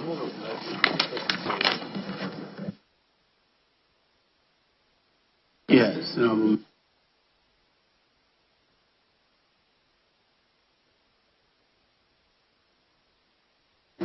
Mr. Speaker, the Hazardous and Electronic Waste Control and Management Act 917 and its regulations, that's LI 2250, set the background for a new and innovative strategy toward the sustainable management of e-waste in Ghana. The National Integrated E-Waste Management Scheme was launched in 2018 to implement Act 917, the provisions thereof. The ministry is currently piloting an incentive-based collection of e-waste at Old Fadama, as in Agobrushi, to reduce the indiscriminate disposal and burning associated with the management of e-waste. Since the commencement of the incentive payment system at Agobrushi in 2020, the project has purchased over 134 tons of e-waste cables, 31 tons of mixed batteries, and 3.6 tons of thermoplastics. These materials would otherwise have been burnt by the scrap dealers and further polluted the environment. The ministry is working assiduously to hand over these accumulated e-waste ties to accredited recycling companies for sound recycling. The ministry is leveraging on interventions and projects with international partners such as the German government, World Bank, and the Swiss government to provide capacity training of both formal and informal actors within the value chain. Government actors such as MESTI, EPA, E-Waste Fund, and the MMDAs are being supported to come up with regulatory and legislative options for e-waste management. Lessons learned from these interventions are expected to feed into the full operationalization of the National Integrated E-Waste Management Scheme and operationalize the implementation of Act 917. This is expected to create businesses and increase job opportunities for the private sector, especially the youth who are currently engaged in ad hoc collection, dismantling, and burning of harmful electrical and electronic equipment. Mr. Speaker, the Advanced Eco-Levy is the main source of fund for the e-waste fund, and manufacturers or importers of electrical and electronic equipment are mandated by law to pay the Advanced Eco in respect of electrical and electronic equipment specified in the 5th schedule of Act 917. Total eco levies collected as of December last year, that's 2021, amount to Ghana cedi 17,665,169.27. Currently, the eco levy is still being collected at only 20% of the HS codes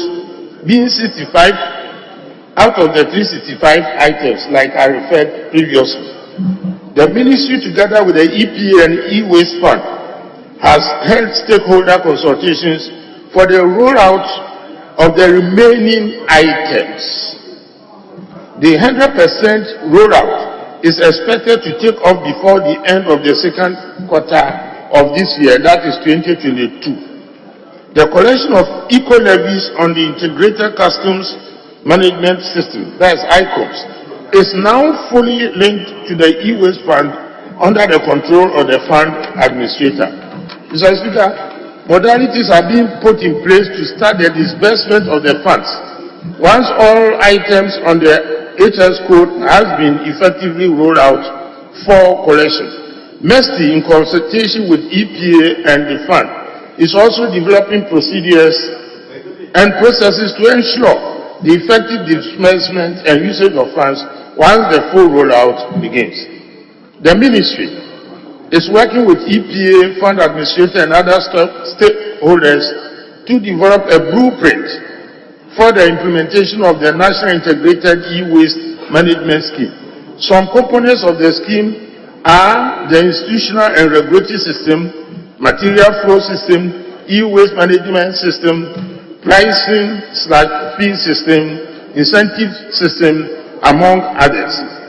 This blueprint will help integrate these components for the effective implementation of the scheme. Finally, Mr. Speaker, the ministry has initiated a process of developing a national e-waste policy and implementation plan. The policy will focus, among other areas, the following. A, establish the framework for circular economy, like I referred to, for the management of e-waste, just like we're doing for plastics and indeed other recyclables. B, institute an EPR system, extended EPR system for e-waste management. C, identify sustainable financing models for e-waste management. D, continuous awareness creation on the environmentally sound disposal, collection, and recycling of electronic waste in Ghana. This is very, very important. We will start especially with our kids in school. E, outline the standards and procedures for activities related to the disposal, collection, and recycling of e-waste. F, define rules of all key stakeholders involved in the electrical and electronic equipment value chain, including manufacturers, importers, users, collectors, and recyclers of electrical and electronic equipment. And then finally, establish a classification of business models and business players within the value chain. Mr. Speaker, I thank you for that. Yes. Your follow-up question, please. Mr. Speaker, thank you very much for watching. I would like to use the opportunity to thank the Minister for elaborate and detailed information. Mr. Speaker, as a matter of fact, home appliances, ICT, home theater, entertainment devices, electronic utilities, office and medical equipment are all part of e-waste issues in Ghana. Mr. Speaker, as we speak, in Ghana, 99.98% of the e-waste is being processed through informal sector.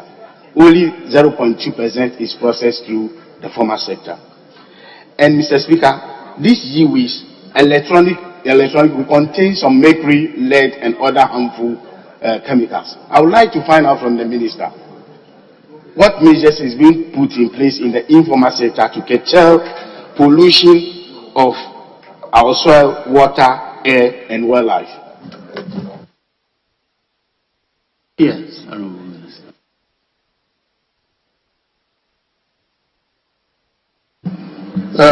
Speaker, I lost track of the ultimate question. What is the ministry doing in protecting the soil? Please. And water bodies. Top coming from e-waste for polluting those things. Mr. Speaker, exactly. That is the whole essence of this exercise. Except that perhaps we started late in the history of this country. This thing should have been started a lot earlier. I'm not too sure about the figures that he quoted, 99% being recycled by the informal sector. But I agree with him that, in fact, all the actions being taken really are informal sector based. And our policy is to encourage that. That is, government does not want to compete with anybody in this kind of business if the model makes it clear that it is a very legitimate and profitable business to engage in. What MESTI intends to do is to make sure that the safety elements and all that, that it is tied in are obeyed. And then, of course, we realize that inevitably, all these models, there will be cracks in. There will be certain aspects where it might not even make economic sense for you to collect. And that is why, because of the public good element, we will step in and do it. But let me confess that we've not had time to do all this. Hopefully, during my tenure, I believe in systems. We are putting the systems that will ensure that these things that are ongoing and are with advanced stage in the developed world, also Ghana becomes the go-to country, especially in our sub-region. Suffice to say that we are in a very big haste to make sure that this thing happens. But for now, I will side with him that a lot of waste are going on into the atmosphere and into the, the soils, the environment, generally speaking, including even marine, the oceans, that we are not, because of capacity issues, because there are so many confounding factors, we are not taking care of. But we will get our act together, God willing, so that we will have a big go at it and solve these problems. Thank you. Yes. Thank you, Mr. Speaker. Mr. Speaker, the Hazardous and Electronic Waste Control and Management Act 917 and its regulation LI 2250 set the background for the e-waste management and mandates the ministry to collect eco levy to facilitate e-levy issues in the country. And then, based on the answer provided by the minister, there is some funds have been generated.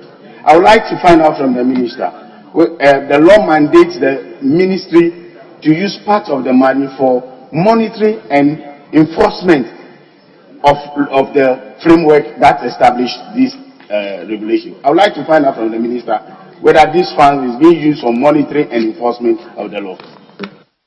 Yes, Honorable Minister.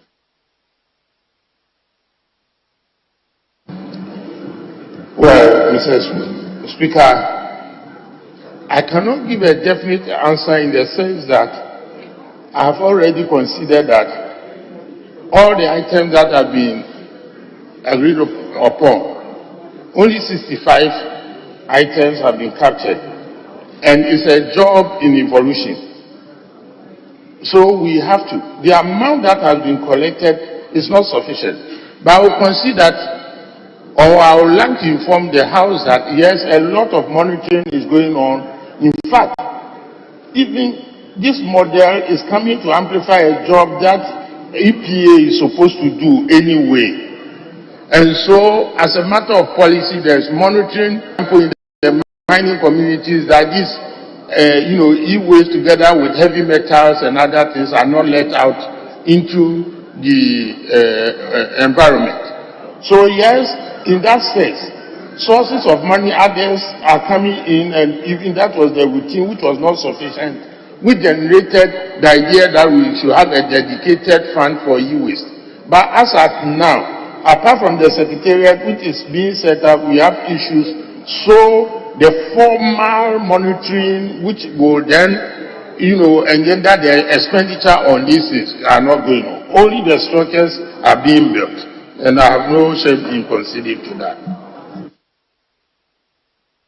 Your last follow-up question, please. Mr. Speaker, thank you very much. Mr. Speaker, it is serious. E-waste is something that, as a House, we need to take critical look at. It is very, very serious and dangerous in terms of that. So, in the process, I would like to thank the Minister and ask that proper recycling processes need to put in place to protect us and the future generation, because e-waste is actually a danger to the environment. Thank you very much. That's the comment. Thank you. Very well. You haven't spoken today. Yes. Thank you, Right Honorable Speaker. One way of handling the issue of e-waste is to limit the extent of importation of products into the country. I want to find out from the Minister what policy measures are in place. It could be in collaboration with other agencies to ensure that we really manage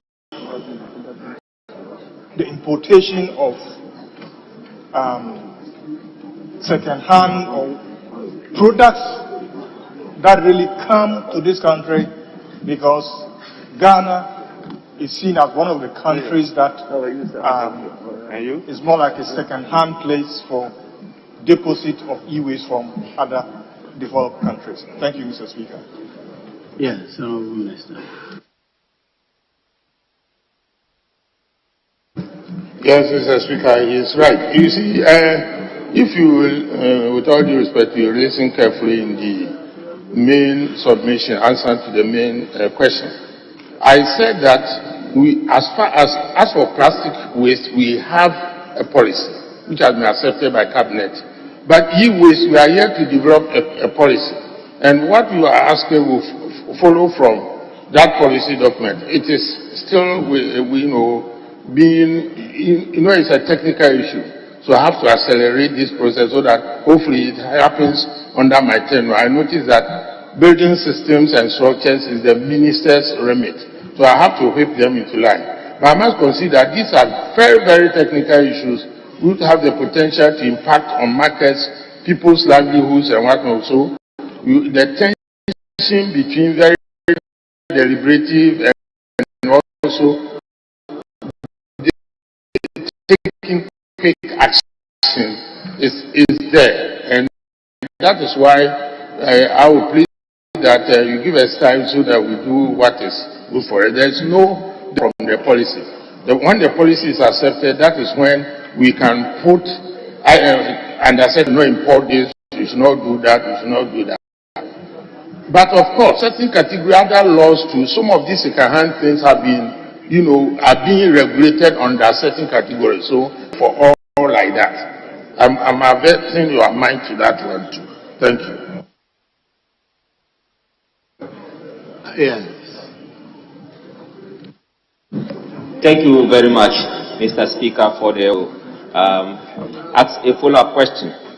I want to find out from the Minister.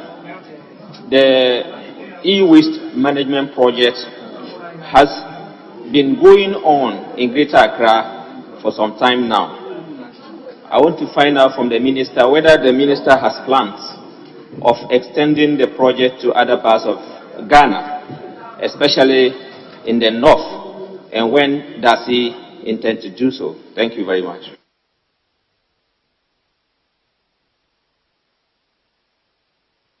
Mr. Speaker, the ministry has every plan and intention to go countrywide. That is why we are piloting the Tabobroshi, see what works, what does not work, and then also follow it up with the policy that we are saying. And then we have a draft program even in place. But we have, it's like a lattice. You have to let everything fall into place. Otherwise, you will be doing actions which might not be cost effective and, as far as finances are concerned, you'll be dissipating funds. Say yes, a simple answer to your question is that we want to go nationwide, but we are waiting for the policy action, and even if we have to come for even legislation review, we will do that. But before then, we have to get all the policy actions right. We are doing a policy review right now. Thank you. Very well. I'll give the last one to you. Honourable Speaker, I'd like to inquire from the Minister what the current situation is with regards to the establishment of the e-waste and electrical collection and recycling centres as provided for by the law. Yes, Honourable Minister.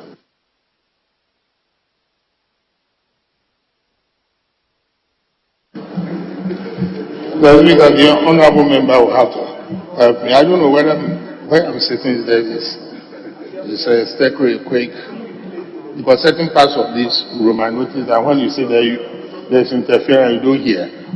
The last question, your last, the e-waste, what are we doing, please? Thank you. Honourable Minister, my question was that given the fact that the law provides for the ministry to set up recycling and collection plants, how far has the ministry gone to achieve this particular objective? Mr. Speaker, you realize that I said the main thrust of this recycling and collection plants, we want to lead them to the public sector domain. In certain jurisdictions, that is the main focus. But I've said time and time again, if there are certain areas, we haven't even started the recycling and collection plant in the first place. Only a few companies have them here, and the capacity is nothing to write home about, unlike plastics. But the e-waste, there is virtually no capacity. So when there's an indication that the private sector is interested, we will gleefully leave it to them. But if there are gaps, if there are certain areas that the private sector is not interested, then as a minister, I will make sure that we invest the public money in those areas. And if it needs that we have to set up recycling plants, so be it. We said the public good element, you cannot, is priceless. You have to put money on that. But for now, we are in the rudimentary stage as far as e-waste recycling is concerned. What has made waves is the abomination thing.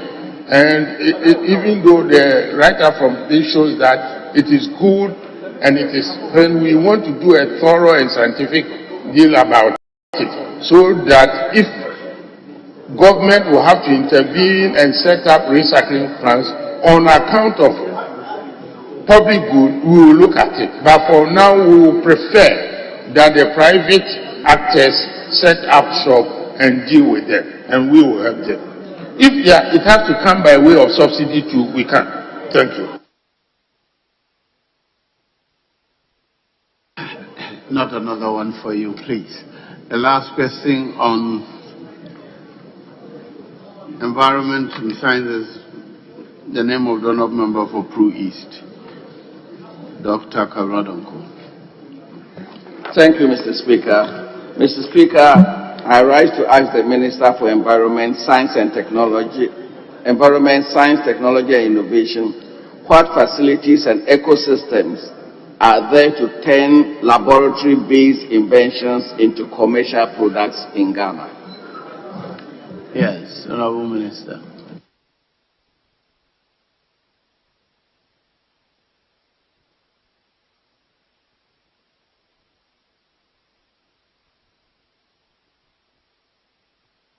Mr. Speaker, as you may be aware, the Ministry of Environment, Science, Technology and Innovation, per its mandate, is required to promote and advance the application of science, technology and innovation for socio-economic development. The government's vision to place science, technology and innovation at the center of the socio-economic development, my ministry works closely with all sector ministries to coordinate and mainstream issues relating to STI. And as he knows, we share this mandate with, for example, education and then also trade and industry, among others. There have been some significant steps taken not just at the level of my sector ministry, but by the government of Ghana to set up the enabling ecosystem for the commercialization of laboratory inventions. By the end of my submission, you will have realized that the ecosystem is made up of the interactions across various sectors and actors. Before I proceed, permit me to simplify the value chain of technology development, or simply put, inventions and their commercialization within the STI ecosystem. And Mr. Speaker, this is very, very important. Otherwise, we'll be in jungle territory. The value chain is likened to that of energy industry, where we have the upstream, the midstream industry, and then the downstream. For the upstream industry, this constitutes the inventors, the technology developers, and by their activities, scientists, universities, researchers, research and development institutions, foundries, technology parks, and some industries conduct their own research, R&D, to develop technologies and inventions. The mainstream or the midstream is the point of technology transfer, where technologies are transferred from developers to marketers. This transfer is incumbent on the proof of ownership in the form of intellectual property, the commercial basis for technology transfers. The known IPRs in technology space is patents and plant breeders' rights. Therefore, any form of invention or technology development or developed without IPR becomes an open source invention or technology and could be exploited by third parties without restriction. And indeed, this is the bane of the third world. As we speak now, we have a lot of technologies which through the millennia has been developed and they've been snapped up by the industrialized world without even our knowledge. But let me not digress. This places limitations on the commercialization of technology transfer and technologies. Entrepreneurship and innovation are part of the downstream industry or downstream part of the ecosystem where technologies get the final consumer by way of marketing and using the inventions or technologies for economic activities that translate into real options. Mr. Speaker, I'm happy to inform you that there are a number of laboratories in Ghana, R&D, institutions or universities, even though they need to be upgraded to keep pace with modern laboratories. The development of a foundry and machine tooling center is being spearheaded by MESTI. And that's why I say when the public good is very rare out, we will be and we are in a position to score, we will do that. So we are doing a foundry which a dimension no individual can do. And it is being spearheaded by MESTI and it is in a very advanced state, and perhaps later August House to apprise you of further development in this area. It is an advanced state of completion under the Ghana Cares program. So it is being funded through the Ghana Cares program. The ministry also, in collaboration with other sector ministries, are championing various initiatives in this regard. I'm aware of the initiative by the Ministry of Education for the drastic investment in developing and upgrading science resource centers and laboratories to support research. Besides, this August House has passed the Ghana National Research Fund Act 2020 at 1056 to provide public funding for R&D and other related matters. My ministry is working closely with the Ministry of Education to operationalize this so that, among other sources, government can have dedicated funding to finance R&D infrastructure, including state-of-the-art laboratories, among others. Mr. Speaker, it is worth mentioning that among the numerous intellectual property rights laws in Ghana, the Patents Act of 2003, that's Act 657, and the Plant Variation or Variety Protection Act of 2020, Act 1050, are two important acts put in place to provide incentives for technological inventions and the breeding of plant varieties respectively. Hitherto, our agricultural scientists could not own rights to their breeds or inventions, thereby denying them the royalties they duly deserve due to the absence of the related IPR on it. I must commend the Minister for Agriculture for being instrumental in the passage of this act, and of course, not forgetting the crucial role played by the various or respective select committees and this House as well. Mr. Speaker, it is noteworthy that operational commercialization occurs in the private sector through interactions with entrepreneurs, financial markets, that's venture capital, development banks, stock markets, and so on, and inventors to translate these inventions into products and innovation. Thankfully, the Ghana Enterprise Agency has been mandated to develop the entrepreneurial skills and support the development of enterprises. I am also aware of the activities of the National Entrepreneurial and Innovation Program, which has potential for the commercialization of laboratory invention and are playing key roles in startup technology parks, frontier technologies, among others. Mr. Speaker, I must admit that even though there are ongoing efforts to coordinate and link up these ecosystems, we need to further double our efforts in our collaboration with all relevant sectors and actors to accelerate the commercialization of inventions. I've taken notice of these gaps, and I am happy to inform you that under the Ghana Jobs and Skills Project, my ministry, that's MESTI, has initiated a procurement process to develop a framework for technology transfer among inventors, technology developers, and entrepreneurs. An STI information system has also been initiated to consolidate all the information across the value chain of technology development and inventions to provide an interactive platform for actors in the technology and innovation ecosystem. MESTI has also initiated the process of setting up a commercialization center to translate their inventions and technologies into commercial outputs. Some level of education and training has also been initiated under the Ghana Jobs and Skills Project to educate actors in the ecosystem on these matters. Mr. Speaker, additionally, the ministry, with financial assistance from UNESCO and technical support of one of our agencies, that is CSIR STEPRI, that's the policy wing of CSIR. And we have developed a document on STI ecosystem, and the first country, and indeed we are the first country in the African continent to publish its STI for SDGs roadmap document alongside Japan and Serbia. So we are among the first in the whole world. Mr. Speaker, this forms part of an initiative to strengthen STI for sustainable development in line with the 2017 UNESCO recommendations on science and scientific researches.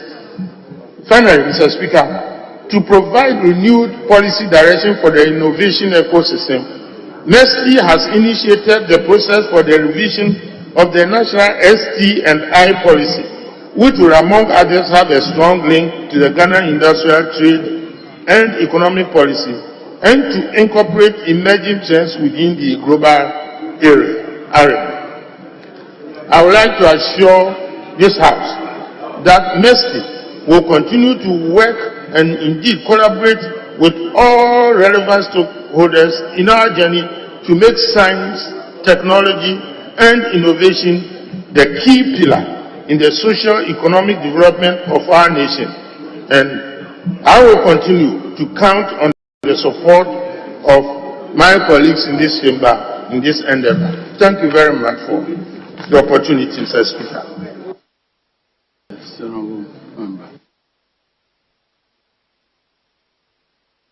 Mr. Speaker, I've listened to what Improve East will call Dogo Truenchi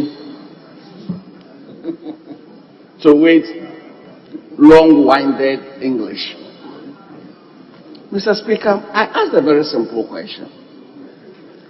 Practical support. Our universities have consistently been involved in innovation, research, and development. But how do we commercialize it to the benefit of the country? That was the essence of my question. So I come with my first question. Is there any policy or any provision on incubators, technology parks, etc., to commercialize these inventions and research already lying fallow in our universities and research institutions? That's my first question, Mr. Speaker. Yes, Honorable Minister. Indeed so. Mr. Speaker, I must confess that the problem is MESTI is that by our own, the way MESTI has been constructed, a lot of things take place and it's not apparently known to the Ghanaian public. For example, I'm under marching orders. The president, I don't know where he got it from, but he thought that among the weaknesses in CSR setup, for example, was the fact that the commercial wing was very weak. So I'm under instruction even to elevate the commercial wing into the equivalent of one of the CSR, what do you call it?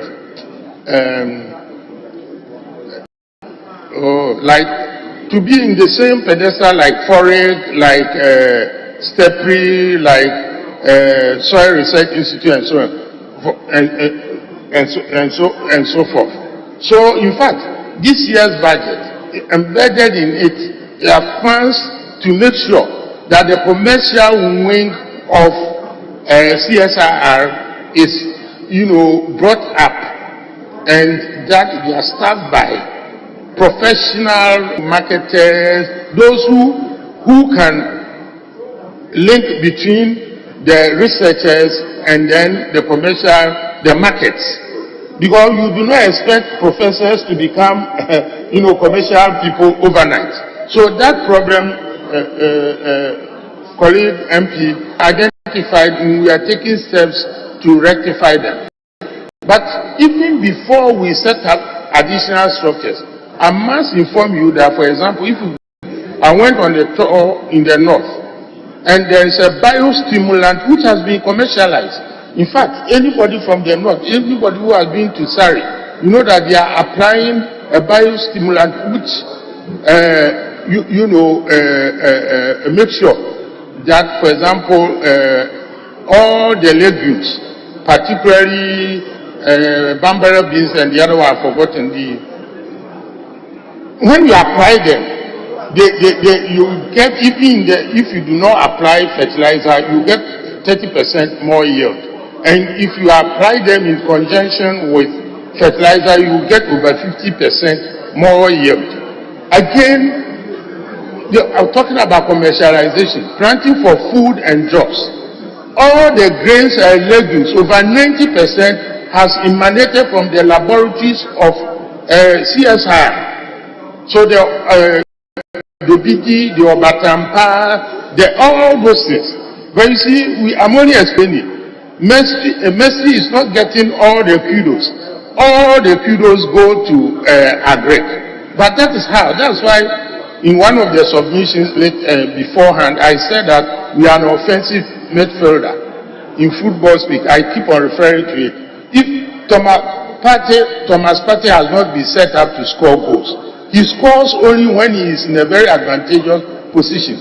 Otherwise, he must pass to Saka or somebody for him to score. So that's how we have been set up. But we are doing a lot of things which have actually been commercialized. I can tell you for a fact that if you take Odum tree, apparently Odum, the seed, if it not pass through the gut of a mammal or something, if you planted it, it will wither away. As I speak now, the scientists have found a way of propagating Odum tree and Aphomasia, which is on CITES 2. That's the endangered species commercially. So we are dealing with, Forest is dealing with the foresters. So right now, under the program the foresters are drawing up, I noticed that they are replanting Aphomasia, for example. Aphomasia is called Cocobia. So and these are not apparent to Ghanaians.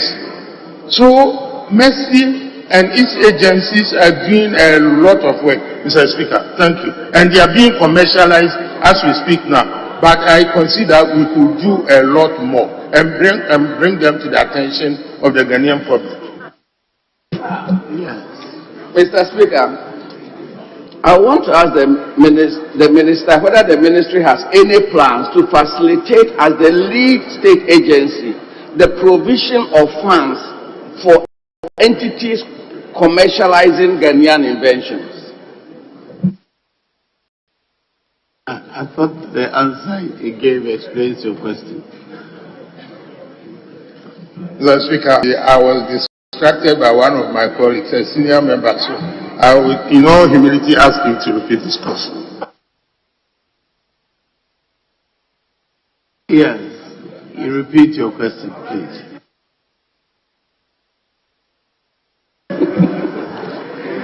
Does the ministry have any plans to facilitate, as the lead state agency, the provision of funds for entities commercializing Ghanaian inventions? Yes, Mr. Speaker, I think for the young inventors, they need special help. And I think there are programs out there to help them. But again, we always play the supporting role. There are several actors out there, but since becoming a minister, I've drawn them to the attention that in terms of the visibility, in fact, if you get into our webinar series, MESTI is becoming more and more visible as I speak. And we have programs to help, young actors in that field. Thank you. Thank you, Mr. Speaker. Recognizing that the Ghanaian state is the largest single purchaser of goods and services, will the ministry assure this House that the Ghanaian state will prioritize the purchase of Ghanaian invented goods and services? Yes, Honorable Minister. Indeed so. But Mr. Speaker, we are not a control and command economy. So if even in government is according to some of our laws, we are even subjected to competition from all entities, including entities which are, these are legal issues.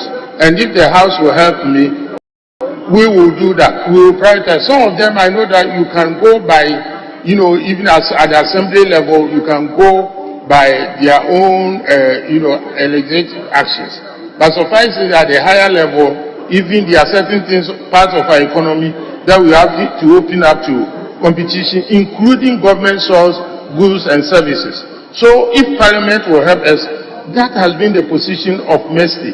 And it is on our own volition, we cannot do that. But because a lot of the purchases and what all that are done, they are done by the other sectors. So if Parliament will enact laws or allies that will make it compulsory for government to take on the goods and services from agencies from CSIR, for example, why not? For example, we are building schools, primary schools, but BRRI, Building and Road Research Institute, has conducted research into bricks and then the use of pozzolanian cement. But you see, the ministry on its own volition cannot give a policy direction that we should use that. I think that the details, if I were to go into them, will engender debate here. So maybe if my colleague will see me, then you will see that I have a lot of problems. Honorable Minister, on bricks, it's true what BR has done, but nobody is training bricklayers. Nobody is training bricklayers. I've had that experience. I tried to use bricks. I struggled to get bricklayers. So you buy the bricks, but people train to do bricklayers rather than masons, regular masons. So the policy should follow up with people who will learn, because they will discourage you from buying if they don't know how to lay it.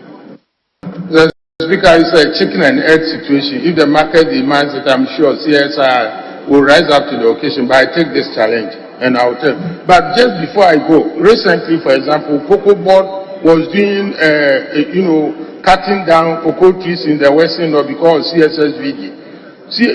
MESTI intervened, and that this tissue culture plantlets for plantation.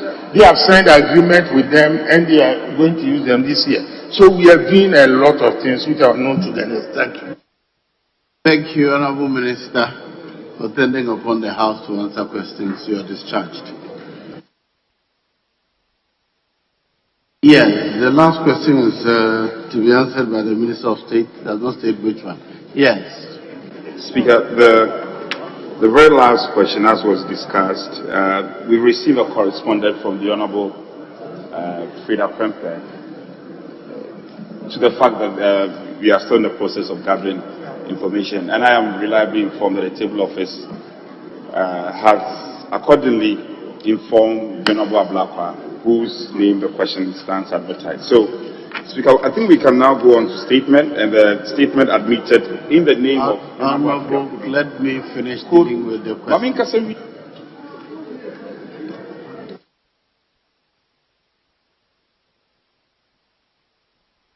You have given me information. Wait for me to play before you jump into the other ones. I see my colleague is in a hurry. Okay, so Honorable Member, kindly resume your seat. You have given me the information. Let me move on before you bring your application. Speaker, I'll take a cue. Thank you. Yes. He is overspeeding. No one is accusing me of overspeeding. Yes, the Speaker, is true. Our colleague wrote a letter, and our attention has been drawn to it. We only hope that these questions could be rescheduled for next week, instead of just rescheduling without giving a definite time. So we're grateful that my colleague will ensure that our colleague Minister Honorable Frida will be communicating next week. We schedule for her to come and answer. Thank you, Mr. Speaker. Very well. That brings us to the end of question time. Now we'll move on to statements. Yes. Sorry, Honorable. Mr. Speaker, I just wanted to draw the attention, the Representative's attention to the fact that there is a major government business sitting on the other paper for days, the Supplementary Appropriations Bill. Mr. Speaker, honestly, we are breaching the Constitution. This should have been done last year. And so I would have thought that he will vary the other papers for us to deal with the Supplementary Appropriations Bill, because it's standing for months and it should go through by now. I don't know why we are delaying on it, because it's urgent. If you don't do that and a new appropriations bill comes in, a supplementary comes in, you will not have a way to rationalize the truth. Please, let's do it now. Speaker, I'm in total agreement with my colleague, except to say that I looked at my watch and it's 10 minutes to 1 o'clock. I anticipate that the statement will not travel more than 20 minutes or 30 minutes, after which we can vary the order of business and take such important matter. So I'm in total agreement, but please accede. Let him deliver the statement, after which we can go ahead and take the other important public business. Yes, the question. Well, the Honorable Muntaka. Yes, Honorable. Mr. Speaker, from the indication that he's giving, it means that we'll take the statement without contribution. But if he says it can be dealt with in 10 minutes, the only way that can be done is only the statement be read without taking a contribution from members. Unless maybe he's saying that we should restrict just one each from each side after the statement has been made to be able to move progress. Other than that, I don't see how we can kill the statement in 20 minutes. If that's the understanding, then that will be fine. So that the statement is made, and then one each from both sides to contribute, and then we'll move on. Thank you, Mr. Speaker. Yes. Speaker, I think I said 30 minutes, and it's a very important statement. Yes, we are constrained with time. Leader, let's agree. How do you want it? If we take the statement, how many people contribute? So we move on. From both sides. I mean, plus leadership. Two from both leadership. sides. Yes. Becomes 3. Including the leadership. Or 2 including leadership. Yes.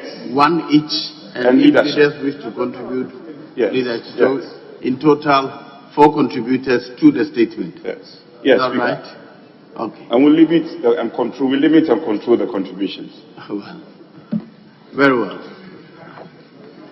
So which of the statements?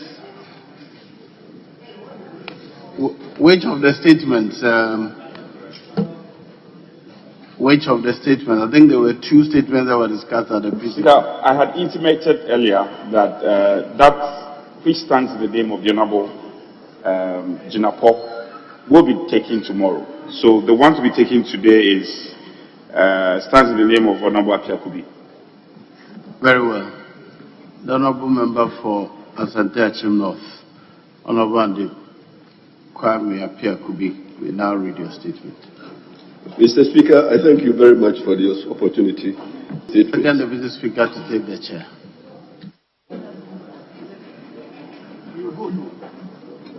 Mr. Speaker, in Ghana, the agricultural sector remains a major contributor to pollutants into the environment, causing tremendous harm.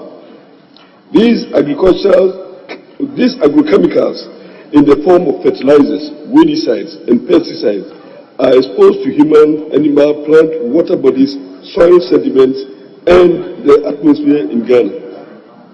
Water bodies, fish, vegetables, food, soil, and the sediments have been found to be chemically contaminated. Thus, the intensive use of agrochemicals involves a special risk for field workers, consumers, not forgetting the unacceptable residue levels in exportable products. which situation serves as barrier to international trade. Mr. Speaker, there is considerable evidence that farmers have overused agrochemicals, especially fertilizers, weedicides, and pesticides. It is evident from biological monitoring studies that farmers are at risk, higher risk, for acute and chronic health effects associated with agrochemicals due to occupational exposure. An epidemiological survey and hematological studies on the probable effect of pesticides on the health status of farmers in Akumadai and Afranchu traditional area in the Ashanti region of Ghana, conducted by Mensa et al. In 2004, revealed that most of the farmers have experienced sneezing, these are 56%, skin irritation 65%, headache 48.2%, dizziness 40%, abdominal pains 20%, and cough 57%. Medical officers believe that some medical deaths among Ghanaians perceived to be natural may be related to pesticide abuse, partly because poisoning are hard to diagnose. In early December 2010, the then Upper East Regional Minister, Honorable Mark Oyongo, announced that 12 farmers had died after eating food infected with pesticides, and that a further 63 had been treated and discharged from hospital. In late 2010, 15 farmers died from suspected poisoning from pesticide region. Mr. Speaker, pest management in cocoa in Ghana is highly dependent on use of highly hazardous pesticides. Of the 16 insecticides, active ingredients approved by Cocoa Board, 12 feature on the PAN International HHP, which is highly hazardous pesticide list, and 8 of them on UTZ pesticide watch list. Residue of organochlorine pesticides were determined in 32 cocoa beans samples selected from 16 cocoa farms in the West District in Ghana in 2018. Water samples and rivers in the intensive cocoa growing areas in the Ashanti and Eastern region of Ghana have been found to contain lignine and endosol foam. Water samples from Akumadai, a vegetable farming community in the Ashanti region and different areas of Ghana, reveal the presence of significant levels of pesticide residue. The Volta Lake was also found to be mildly contaminated with lignine, DDT, DDE, and endosol. That is from the research of in 1987. Recent studies on eye health of Ghanaian cocoa farmers report moderate to severe damage levels, some occurring after pesticide spraying.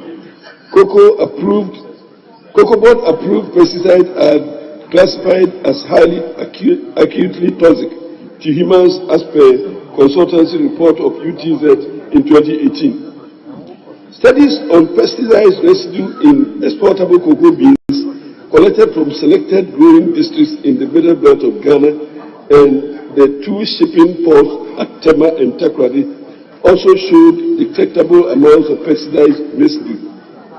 Groundwater contamination of chemical fertilizers has been linked to gastric cancer, goiter, birth malformation and hypertension, testicular cancer, and stomach cancer. Excessive volatile and waterborne nitrogen from fertilizers may cause respiratory ailments, cardiac diseases, and cancers. Mr. Speaker, synthetic urea produces ammonia emanation from contribution to acid rain, groundwater contamination, and ozone deposition. Impact of synthetic pesticides on exportable prospects of Ghana. Ghana missed $5 billion from export earnings target from fruit and vegetable in 2019 due to interceptions. Export of vegetable from Ghana to the EU is at times hampered by the presence of organisms that occur on the EU list of harmful organisms. Between 2008 and 2011, the number of notifications that had doubled from around 40 per year to about 80. In 2013, the notifications doubled again to 160 per year, and in 2014, the number of notifications reached 236.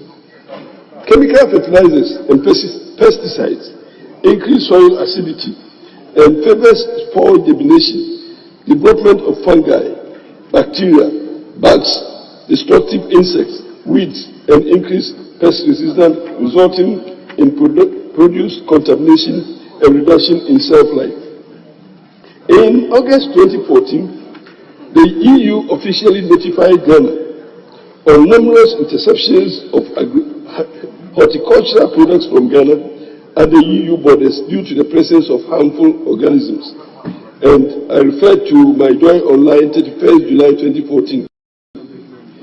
Large quantities of yam exported to the United States from Ghana were rejected as most were found to be unwholesome upon arrival. The sources Daily Guide, 1st April 2014. EU threatened to ban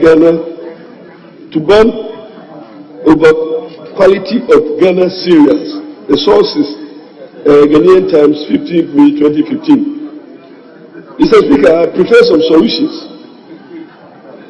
There is currently no legislation in place in Ghana which covers restrictions for the importation and application of chemical substances in our agricultural practice, save that the aflatoxin control in maize grains as per legislative instrument LI 2428. Mr. Speaker, I have a copy in my hand here to show, and this was done in 2020 to control aflatoxin in maize by the legislative instrument. It is evident the use of chemicals in farming is common in Ghana and occurs from chemical fertilizers, weedicides, and pesticides, from handling through to usage and disposal. To minimize the abuse and its consequential effect on humans, environment, and trade, there is a need for legislation to promote organic agriculture whilst limiting the use of chemical pesticides and fertilizers. There is a need for strict adherence to the rules and regulations in order to ensure a safe environment and unrestricted access to international markets.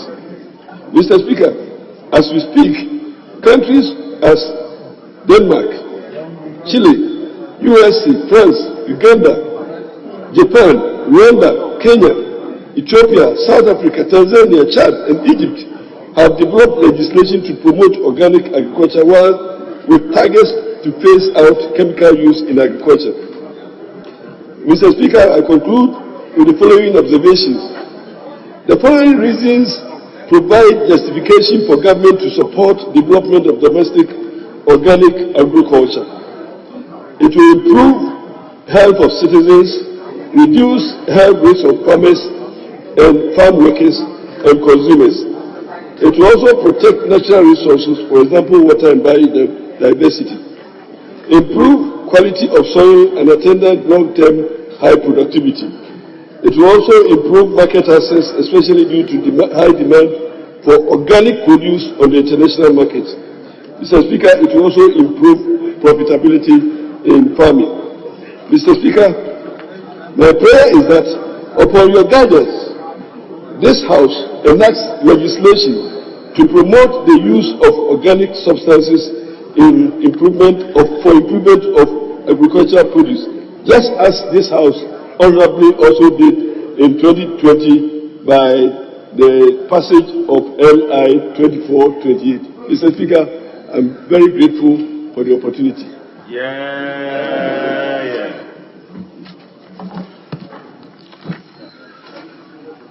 Yes, honorable member for Trouble. Thank you, Mr. Speaker, for the opportunity to comment on the statement. Mr. Speaker, the application of agrochemical is a human activity.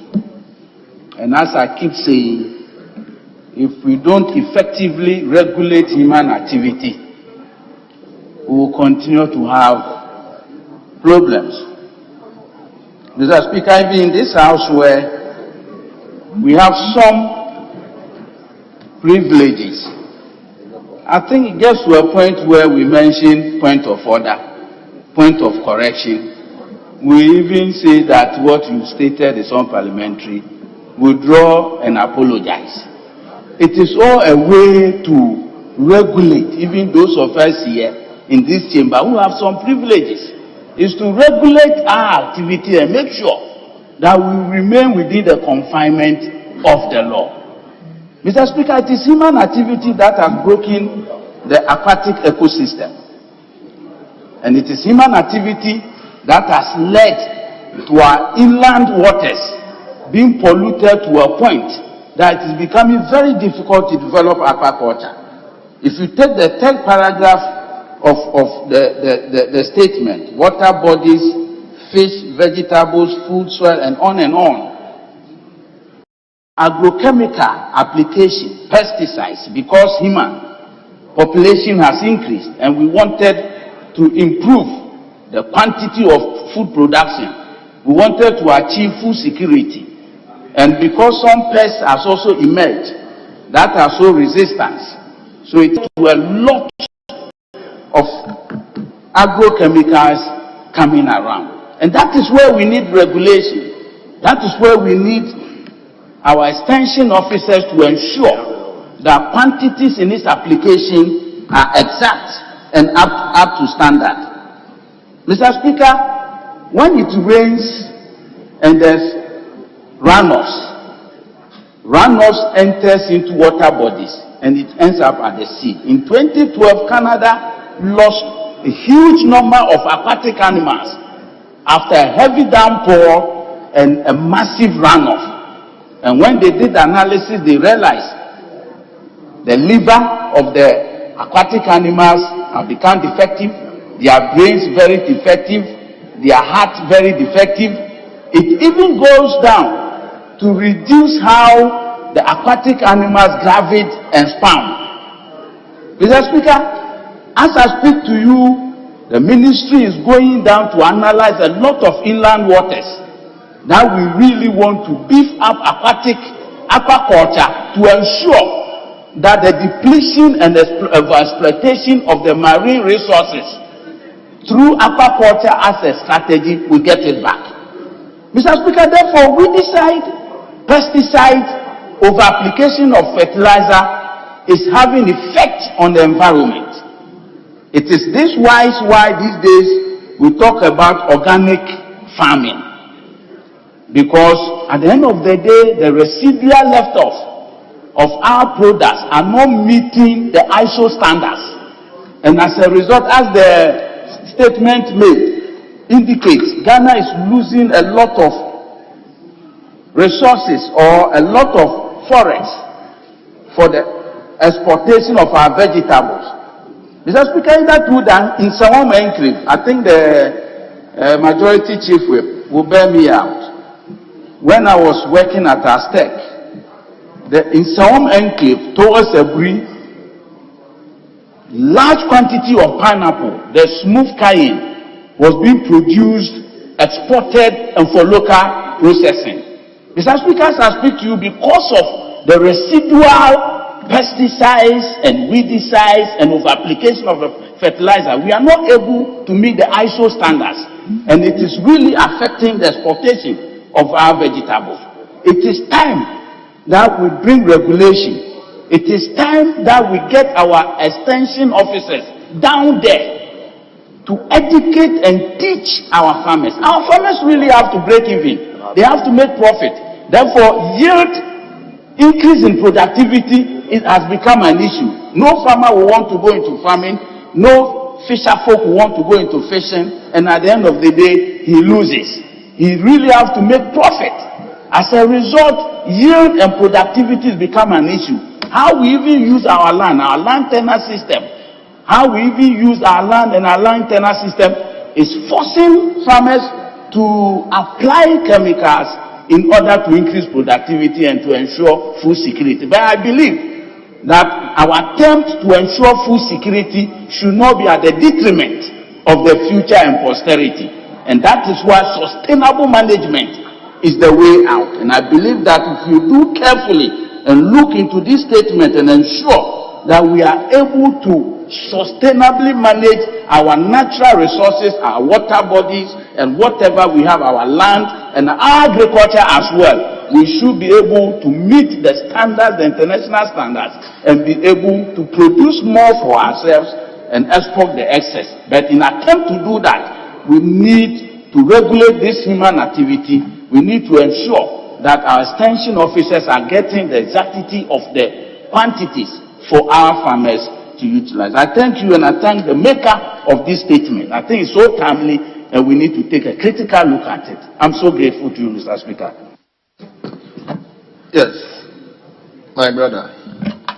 Thank you very much, Mr. Speaker, for the opportunity to contribute to this very important statement. Mr. Speaker, agrochemicals affect plants as the maker of the statement said. Serious directly, overdose and much exposure of plants to agrochemical cause scosis, yellowing, necrosis of foliage, and distribute a lot of bad things into our system.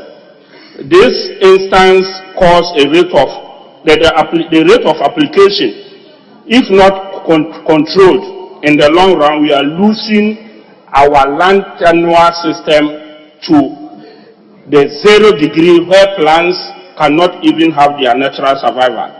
Mr. Speaker, not only plants do the agrochemicals affect, they even affect our buildings that we are putting up.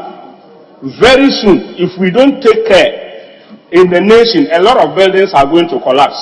Mr. Speaker, if you watch Ghanaians now, we have taken to the, we no longer like to do communal labor in our communities. Everybody gets up and use agrochemicals to farm around or to weed around their houses.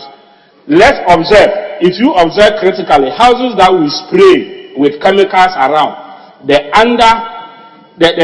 foundation levels are normally becoming greenish and making a fungi to be formed around those houses. So if you use agrochemicals on blocks, concrete blocks, if you observe when it is raining, those blocks are naturally reducing in size. So even apart from crops, agrochemicals have effect on our cement projects we are doing. And so a lot of erosions that are being caused within communities, if you go most communities, they are natural, we are getting natural story buildings.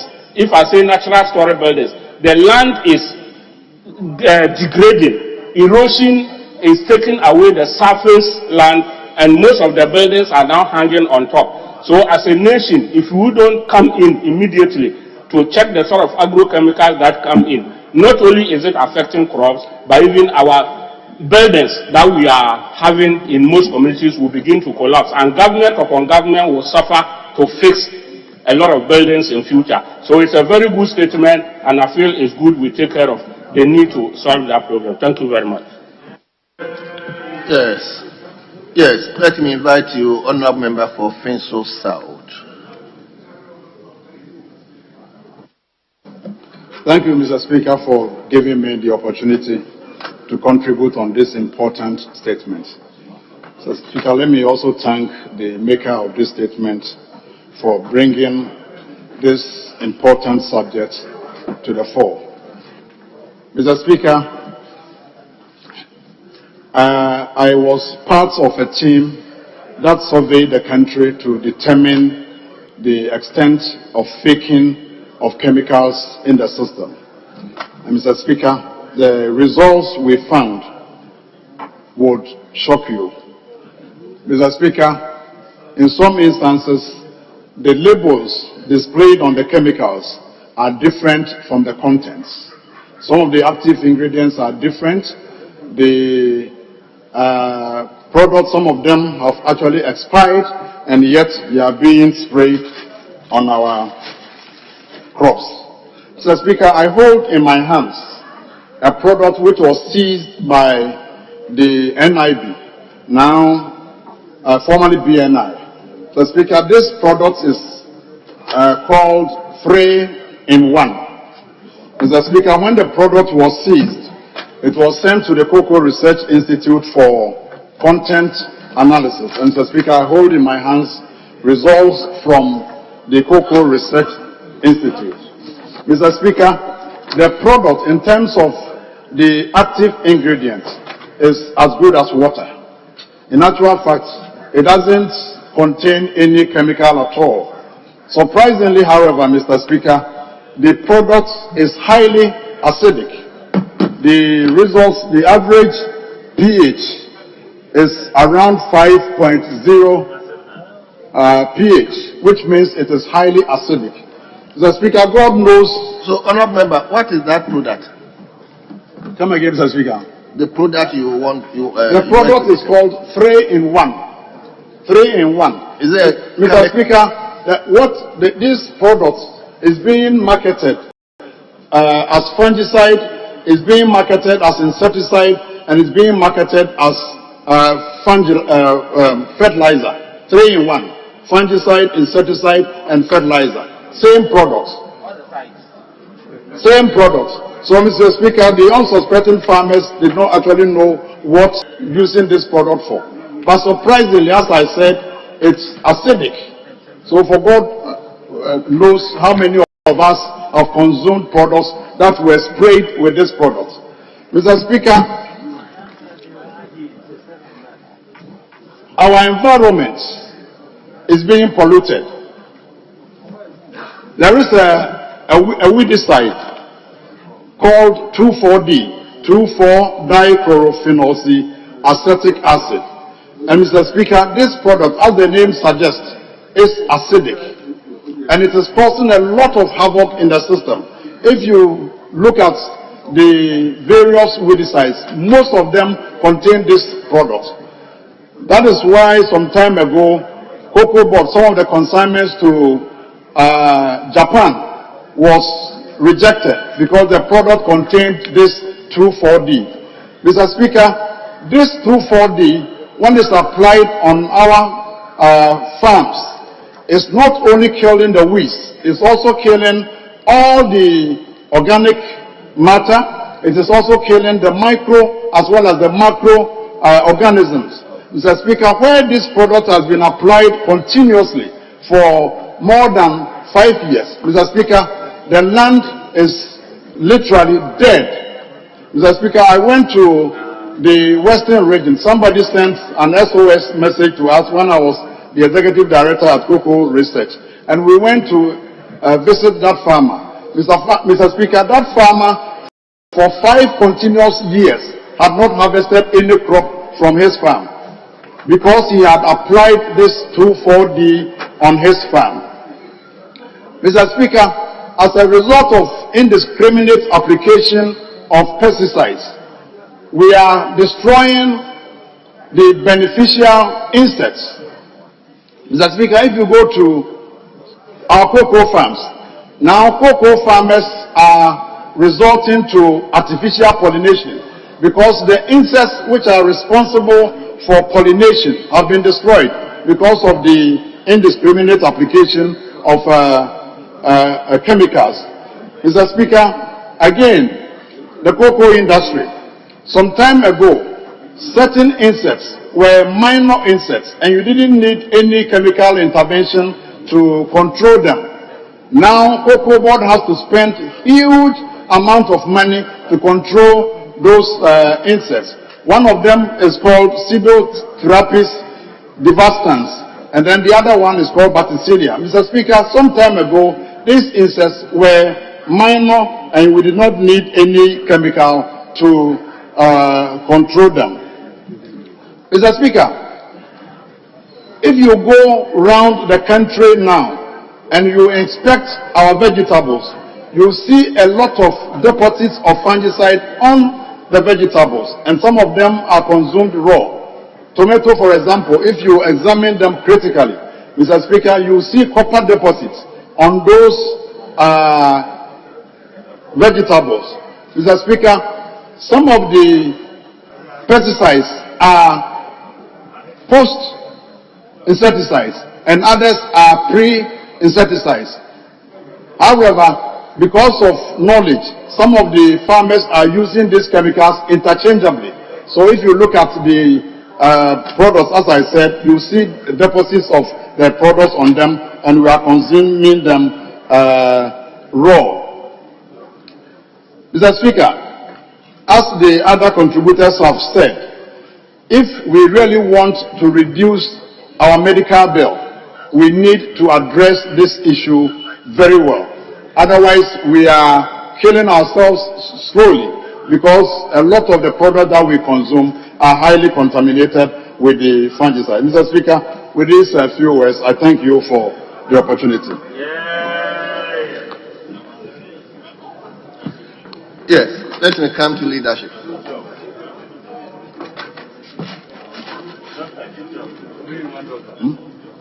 You don't have. Come again. Speaker, that was the initial agreement. So we've exhausted the contributors. So we can now go on to public business. Public business, and Speaker, take item 8 on page 4, 8B.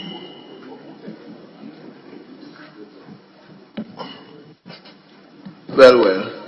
Honorable, we've come to the end of statement, and we move to the commencement of public business. So let's turn to page number 4, item number 8. Page number 4, item number 8. Are you beginning with A?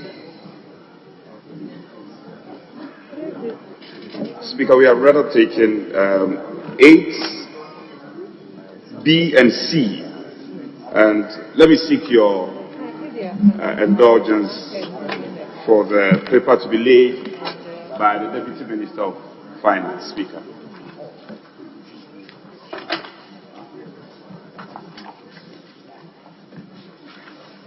Yes. Honorable Deputy Minister for Finance, you may lay the paper on behalf of your minister. Speaker, respectfully, I wish to withdraw the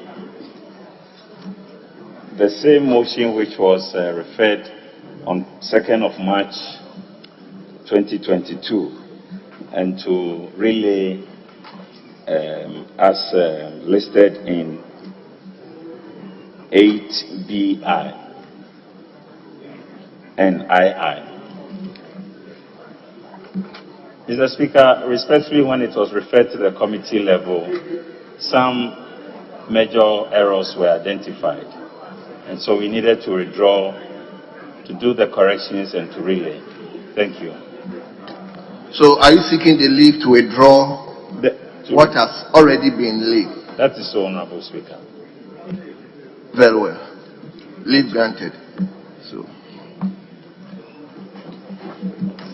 Buyer's credit agreement between the government of the Republic of Ghana, represented by the Ministry of Finance, and the government of India, acting through the Export-Import Bank of India, for an amount of $24,984,410 United States dollars to finance the implementation of the establishment of assembly plants for tractors, backhoe loaders, and fabrication of agriculture implements in Ghana.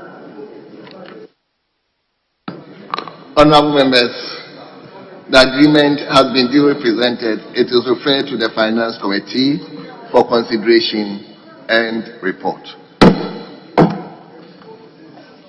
Yes, let's move to II.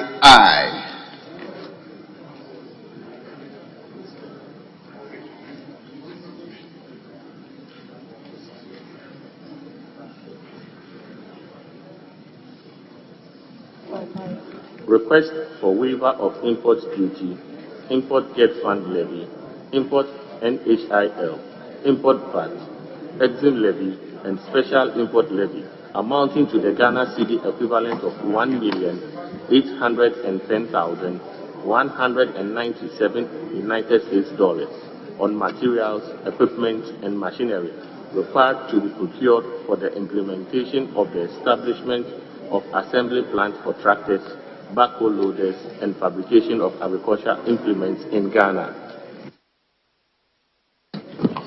Honorable members, the request has been duly presented. It is referred to the Finance Committee for consideration and report.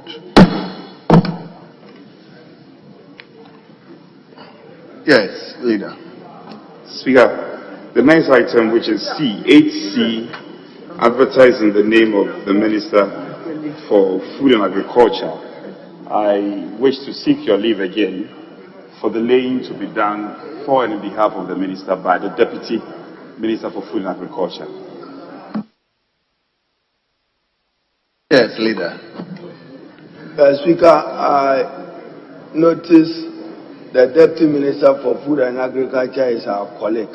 But when you watch back, there are other cabinet ministers who probably would have joined the minister in cabinet in considering the memo on this particular issue. Why will you bypass the Honorable Minister for Roads, Honorable Communication, and still run to Deputy Minister for Agriculture when the Minister for Agriculture cabinet colleagues are here? Say that they haven't declared that they are running for president. Is that your reason? Thank you. Yes, very well.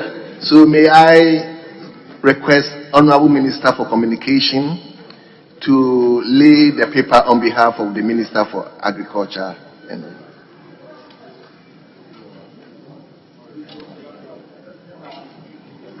Contract agreement between the Government of the Republic of Ghana, represented by the Ministry of Food and Agriculture, and the Action Construction Equipment Limited of India for an amount of $24,984,410 United States dollars to finance the implementation of the establishment of assembly plants for tractors, backhoe loaders, and fabrication of agricultural implements in Ghana.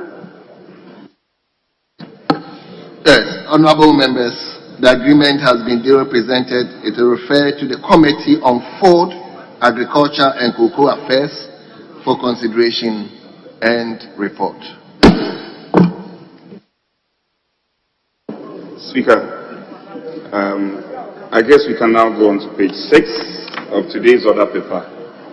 And Speaker, with your leave, I wish to make an application to lay the paper for and on behalf of our respected majority leader.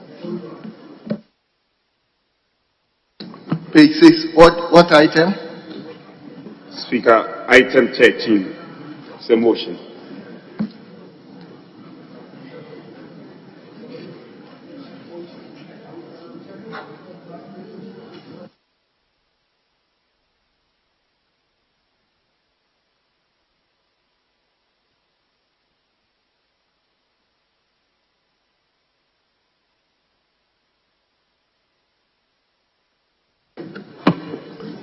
Leader, but it's a motion. Is it laying a paper? Speaker, it's actually a motion. It's a motion. It's a motion for rescission, yes. Page 6. Page 6. No, it's today's order paper. The original order paper. Well. Page 6, item 13. Well. Honorable members, let's turn to page number 6, item number 13. Item number 13. Motion. Yes. Majority Chief Whip may take the motion on behalf of the Majority Leader.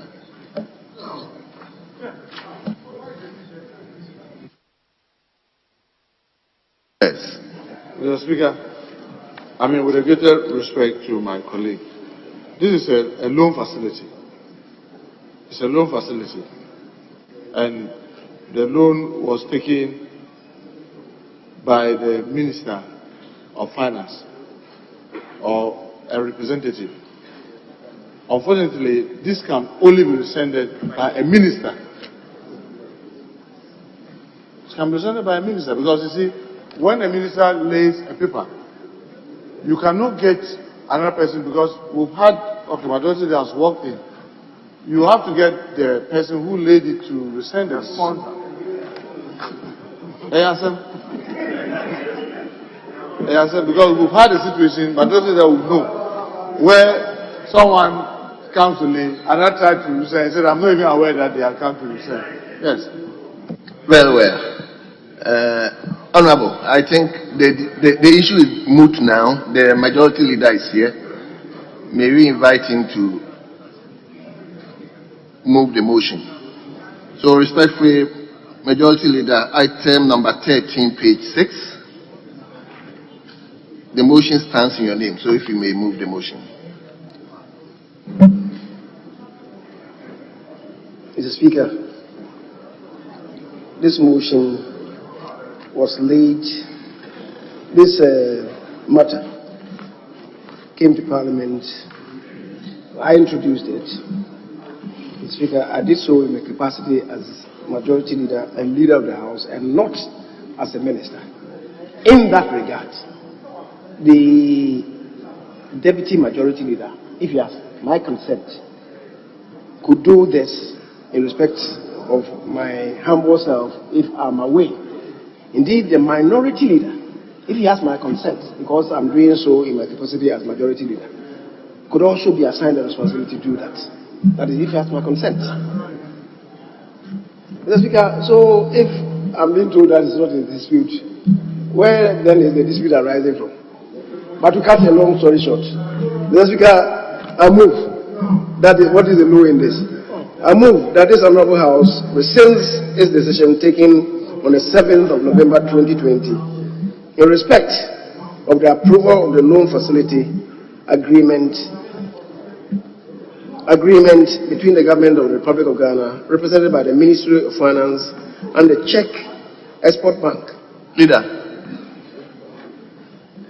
The Speaker of the Czech Republic for an amount of 36,030,650 euros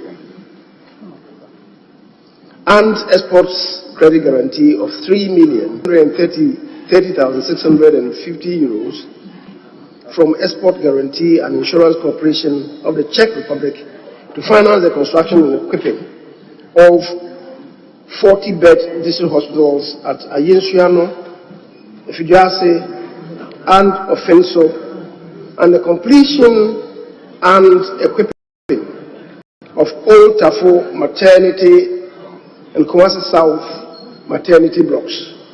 The Speaker has so moved.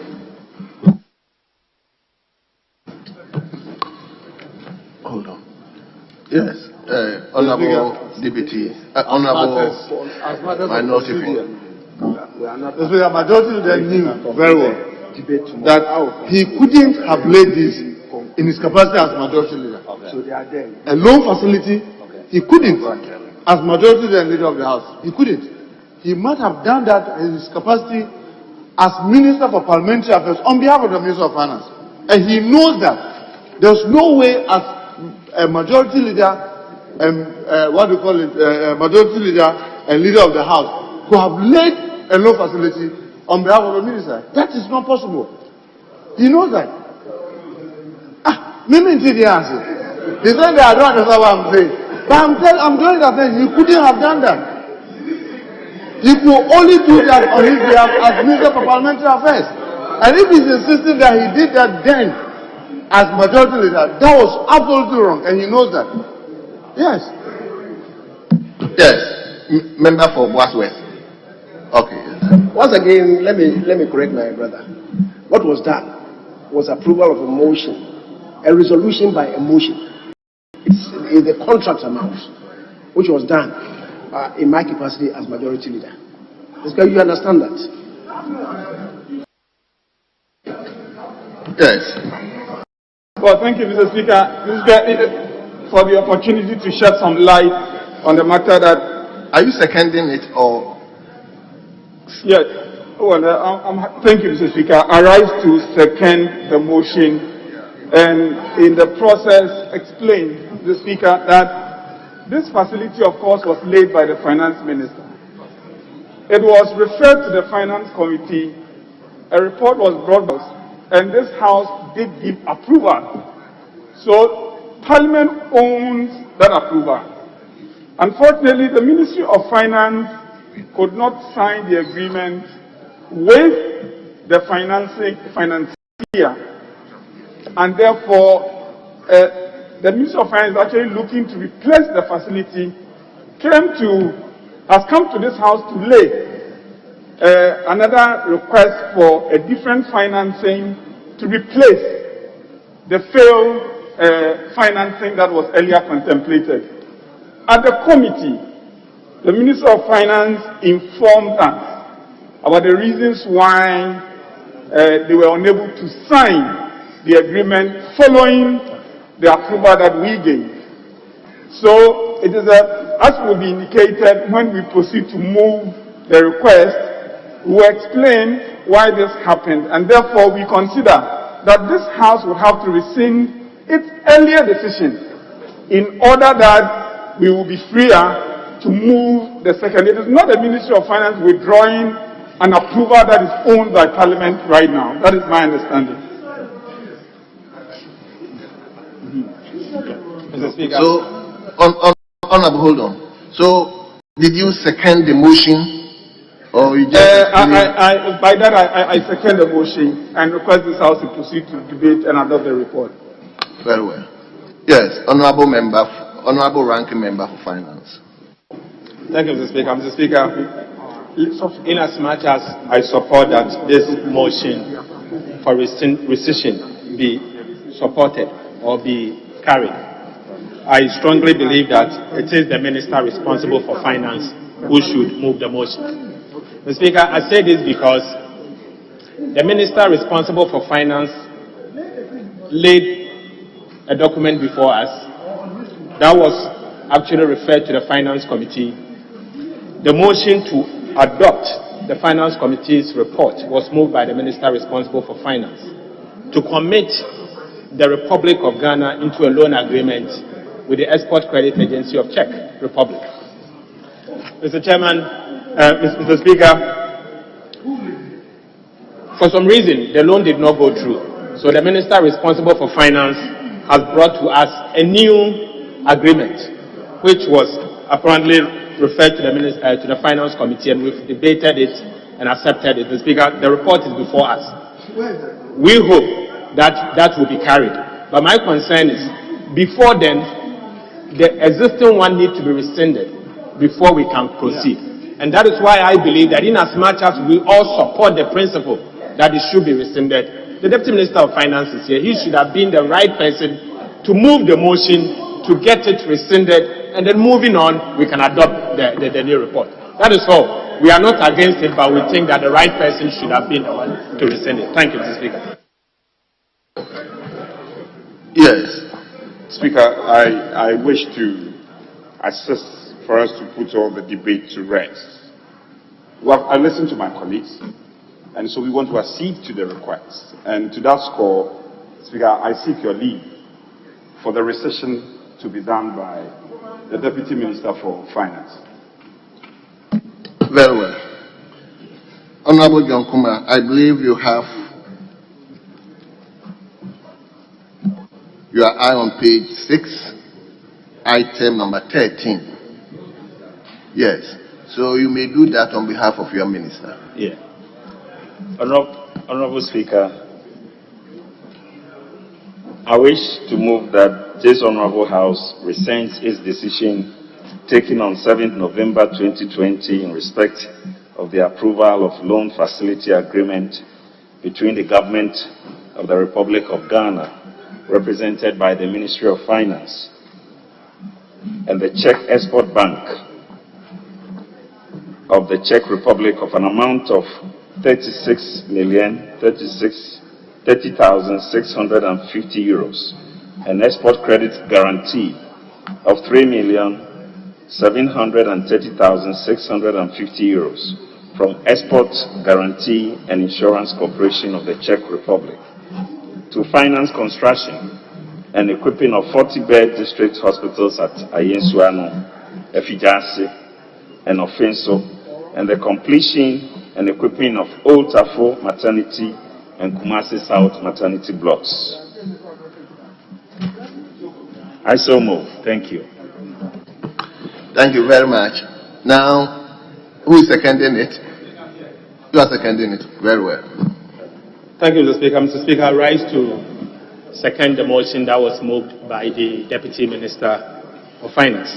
Mr. Speaker, I believe this is straightforward. The loan was actually approved by us in November 2020.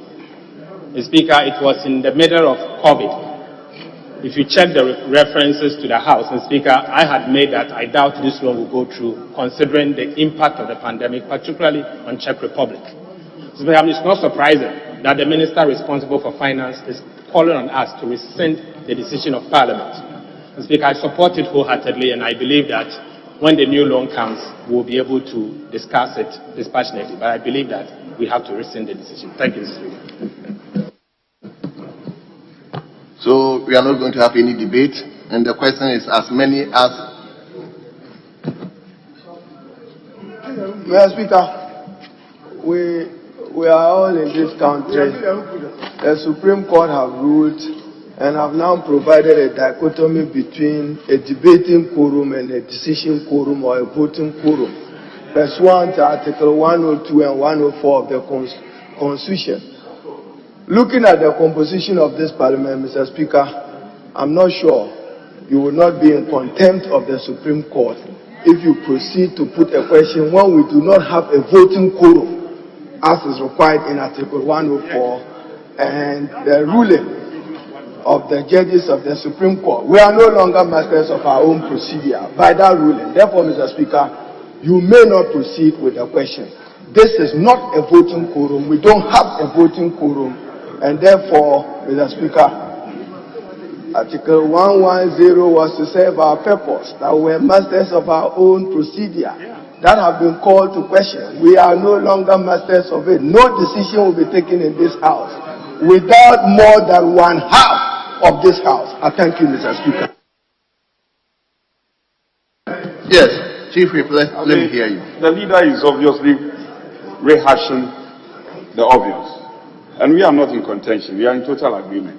In fact, we can hold on with the question. And that was the agreement I had with the whip. So there's no problem with that. Speaker, we put an eyes on the question and proceed to take item 14.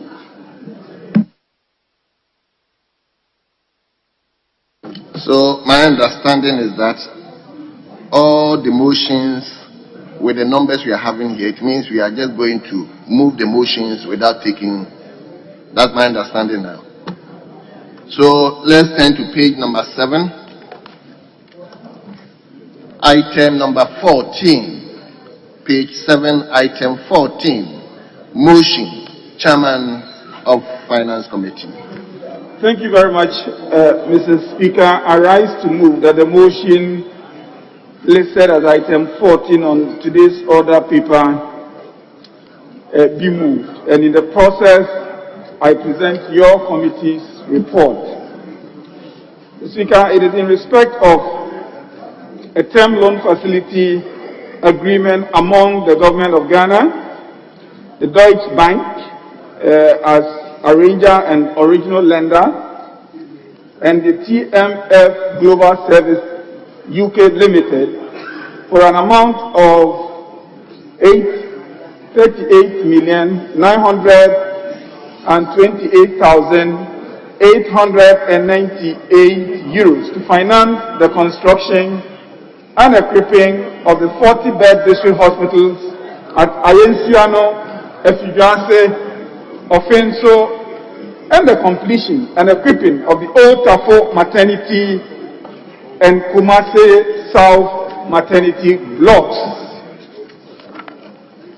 Mr. Speaker, your committee looked at a referral you made to us and met with officials from the Ministry of Finance.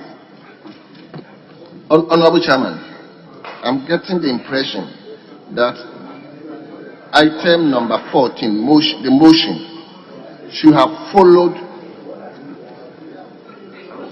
item number 13, right?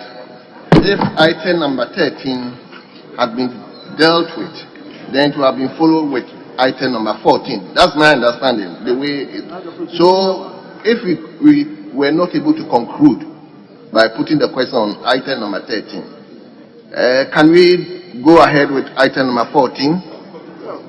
I just want to find out.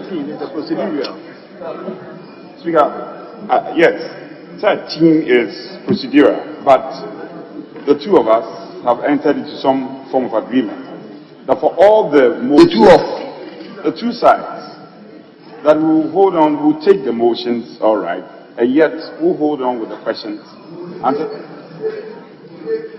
until the appropriate time where the questions can be taken. So, Speaker, we can proceed and take 14 regardless.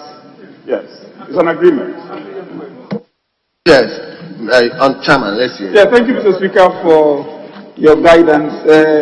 Speaker, I was presenting your committee's report and indicating that the justification for government action is to secure the credit facility to facilitate the construction, retooling, and equipping of the selected health facilities to address the gaps in healthcare infrastructure, particularly in districts without hospitals, as earlier indicated.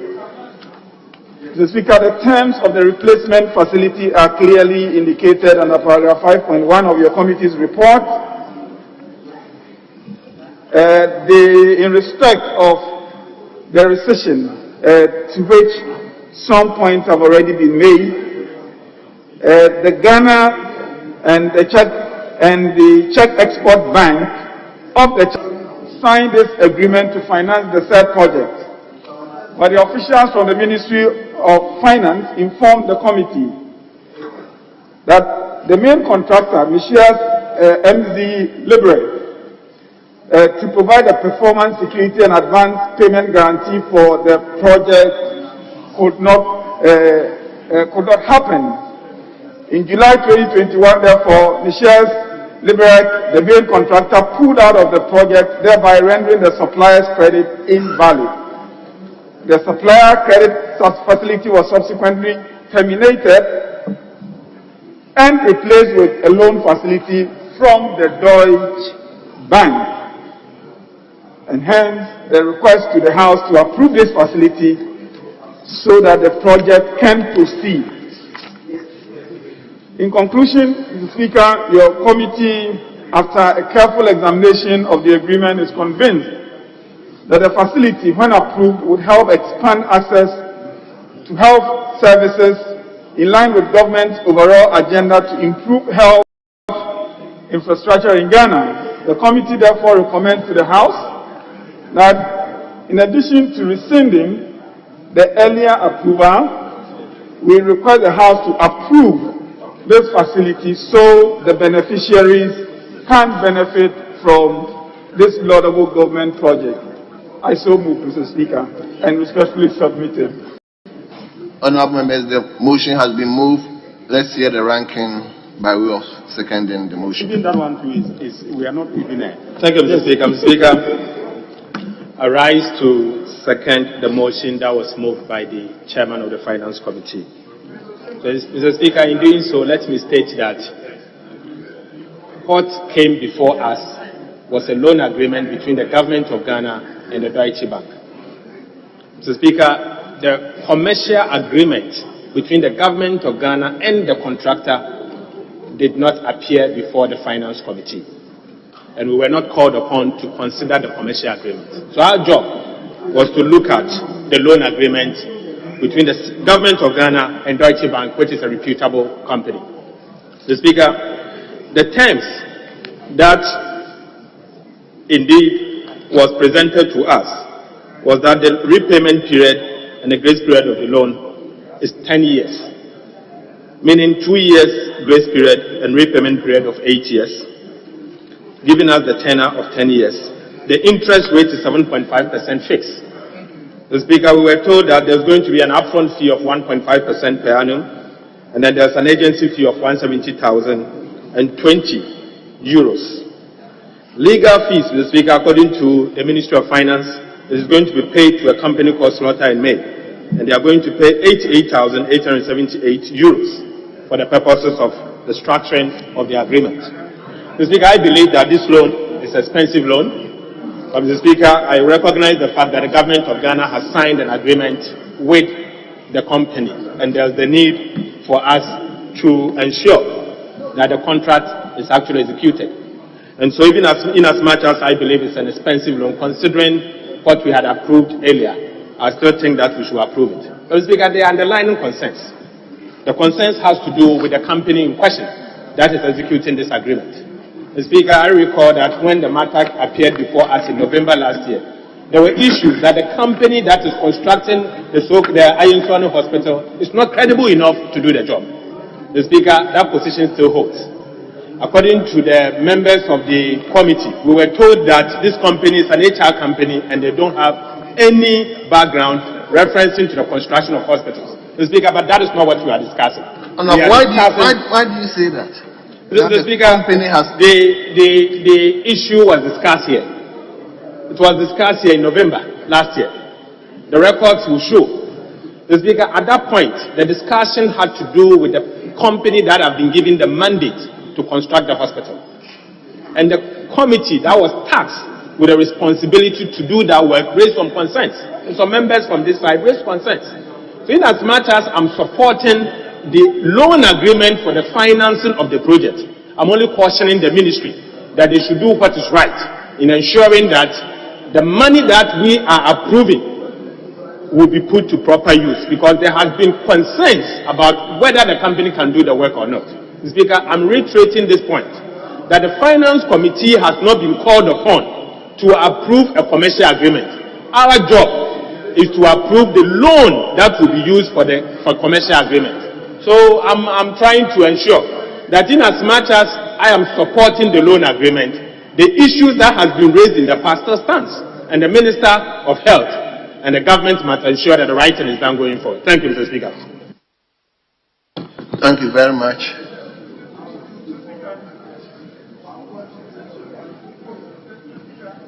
I'm coming. I'll come to you, Chairman.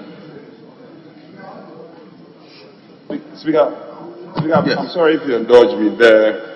I heard my colleague, Dionabu Atuforsen, who's the ranking member of the committee, spoke. And I saw the committee chair signaling, trying to catch your attention. He has a response. So, Speaker, if you may listen to him. He made a very significant, and Speaker, you even sought to interrogate the point he made. So if you may allow the chairman to speak to the point the ranking member raised. Speaker, with your indulgence. Before we subject it to debate. Very well. Yeah. Chairman, let's hear you.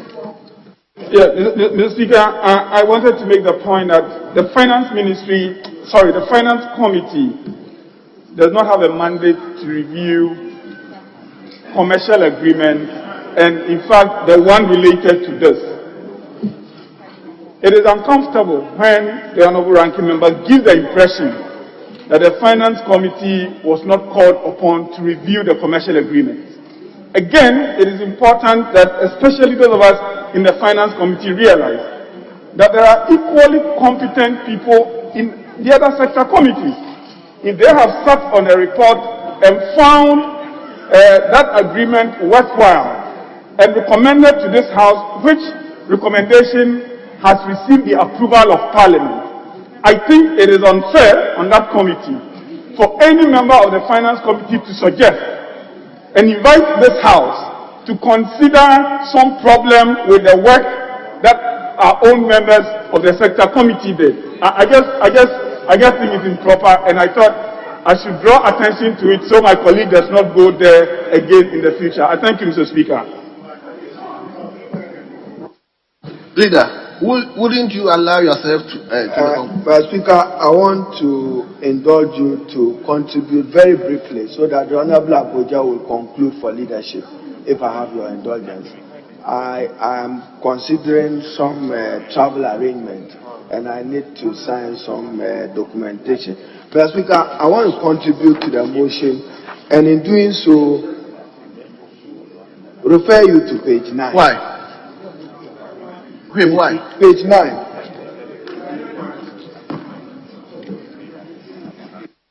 I heard my good friend talk about travel arrangements.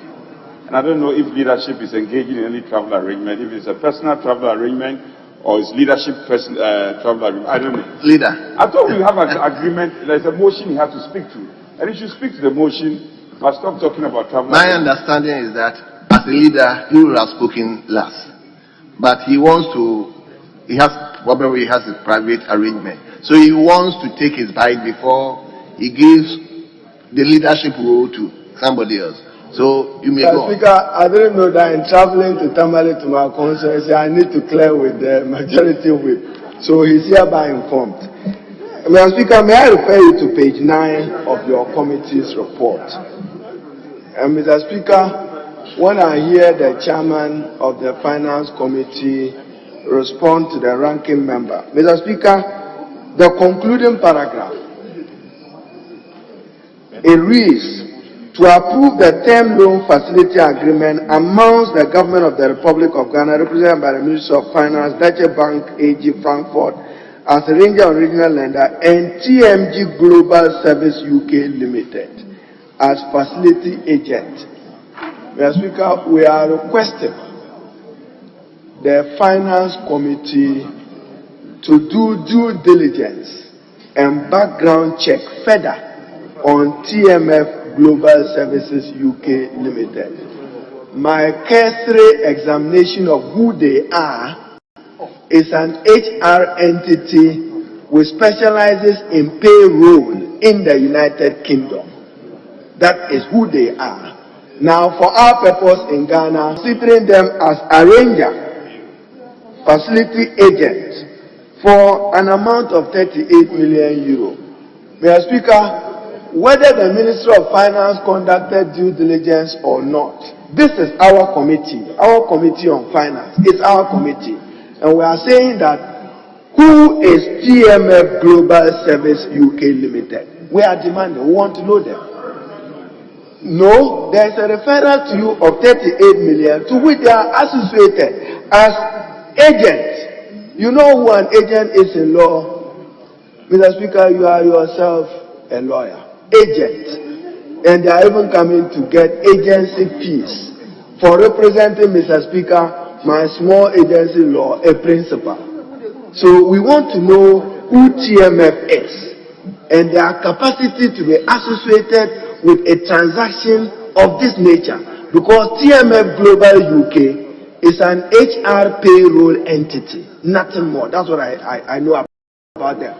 If you doubt me, Google, use your phone, go to Google and ask about TMF Global UK. So, Mr. Speaker, when we raise it, we are not raising it. The principle, we support you. We want you to build more health infrastructure, particularly for the people of Ofinsu, Efiduasi, and Ayensuano. They deserve it. But the person you are working with, the entity you are working with, we want to know them. Then, Mr. Speaker, when you are still on page 9, conclusion is the heading. Now, Mr. Speaker, a while ago, the same leader, majority leader supported by the whip and him, they came that they want to rescind a decision and moved a motion to rescind the decision. Now, in page 9 here, we have to rescind his decision. Is this your report part of a rescission decision, or your report is on an approval of 38 million euro? Because a while ago, we had granted you, Mr. Speaker, suffice it to say that you didn't put the question. But if you come in this conclusion, and your conclusion as part of this report is a whole paragraph to rescind his decision, I have some concern with it. Are we dealing with them as two separate activities? One, a motion on rescission, which was moved, seconded, to which you are to put a question, or in adopting this report, if we so adopt it, it includes a paragraph on rescission. I have a difficulty with it. Then, Mr. Speaker, as for the principle of expanding health infrastructure, we support government. So, to reduce congestion, to reduce pressure on utilization of existing health facilities. Then, Mr. Speaker, again in the committee's report, and I refer you to page 2, and this one chairman of committee, not you. Committee clerks must endeavor not to do lazy jobs for you as chairman. Mr. Speaker, listen to reference loan facility agreement between the government of the Republic and Czech Republic is a reference document. So where is the reference document on the 38 million euro you are approving now? I want to know. How come that the original agreement to which we are rescinding can be a reference document, but the main beef we are looking at now is not even in your reference? Is that how table? Is that how it should work? I'm just raising a question. So page 2, Mr. Speaker, references. I see the rescinded one. I want to see the original one now being approved, 38 million euro. I come finally with my comments, page 6, and chairman and ranking member, this is what we want your committee to be doing, even though they will tell me I should go to health committee. Construction and equipping of 3 number 40 bed district hospital. So they say design and construction of 3, put the number there, 40 bed district hospital. Procurement and installation of medical equipment and accessories. Installation of IT equipment. Mr. Speaker, maybe because I don't have the contract document, I'm unable to raise this other question. Ideally, I would have wished to know how much of the money is allocated for ICT. I want to know, of this 38 million, how much goes to it. Procurement and installation of medical equipment and accessories, I want to know how much is dedicated to it. Then the design and construction. But as I said, fair to them, this is not the contract agreement. But because you are rescinding a decision, we will need to know all this. Because, Mr. Speaker, still in page 6, you have revamped retooling and equipping supply for selected hospitals. Nothing is said. You just see a list of items. So, Mr. Speaker, the principle to support expanding health infrastructure, you can count on my vote and support. But TMF Global, I want to know who they are.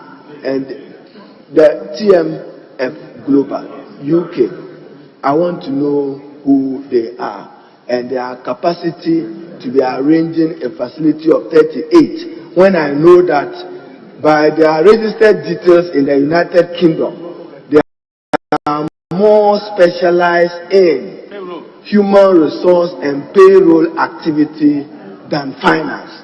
Thank you, Mr. Speaker.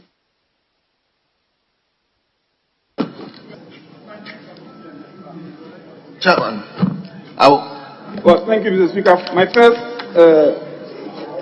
comment is in respect of what the minority leader said, referencing page 2, that the documents referred to did not include the working document. If the honourable minority leader would avert his mind to practice, when a referral is made to us, the referral is the working document. That is the subject matter we are to deliberate on and to report back to this House. In doing so, there would be important documents you should refer to. Those are the documents that have been listed, and I think it is unfair to comment the way the minority did about the good work the hard-working clerks of the Finance Committee have been doing. Maybe when he has a chance, he may want to retract those words. But secondly, Mr. Speaker, quickly in response to the rescission, we should avert our minds to why this rescission idea even came. When the Finance Committee appeared before us, they want the House to approve a new facility. But the House had earlier approved a financial facility for the same project. So it's reasonable that before we invite the House to approve the new one, the Finance Ministry's request that the old one did not materialize and therefore should be rescinded should be captured in our report, and that is what we have sought to do. The basic and the important request before this House in respect of this report is a new facility that we are looking for this House to approve. I thank you, Mr. Speaker. Yes, let me come to you, honourable member for trouble. Thank you, Mr. Speaker. Mr. Speaker, as the minority leader said, the principle to decongest and reduce pressures on our hospitals, especially hospitals where the out of patients numbers are increasing, is a very important one. Mr. Speaker, because the issue is that none of us will know where maybe we will develop health challenges whilst we're traveling. Therefore, when you are sent to a hospital close by and you get there and the needed attention is not there to take care of you, that is the challenge. So no matter where the hospital is really situated, the real principle and the issues are to ensure that the facilities and then the pressure on the hospital, the adequate care are there. And therefore, we support on that matter. And also, looking at the numbers as well, the Finance Committee has given their report, and the Finance Committee, by and large, has approved, as it's requesting us to approve the report. Mr. Speaker, the grace period, 2 years, going to have a moratorium period of 2 years, repayment period of 8 years, we think is okay. Tenor is 10 years, interest rate 7.5% per annum fixed. And that is where maybe, I don't know, but maybe to have asked whether we had attempted trying to maybe bargain for a reducing balance sort of.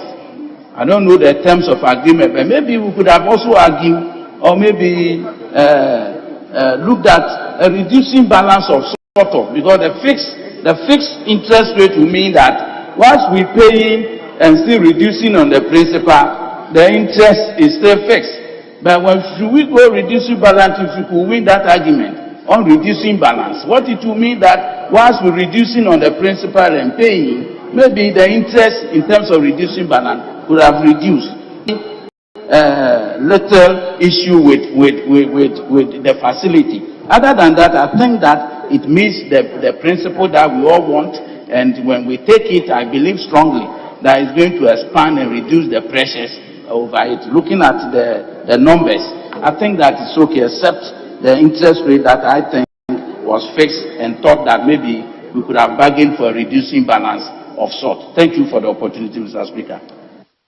Yes, Honorable, before I come to you, let me indulge you to allow me to extend the House beyond the normal sitting time.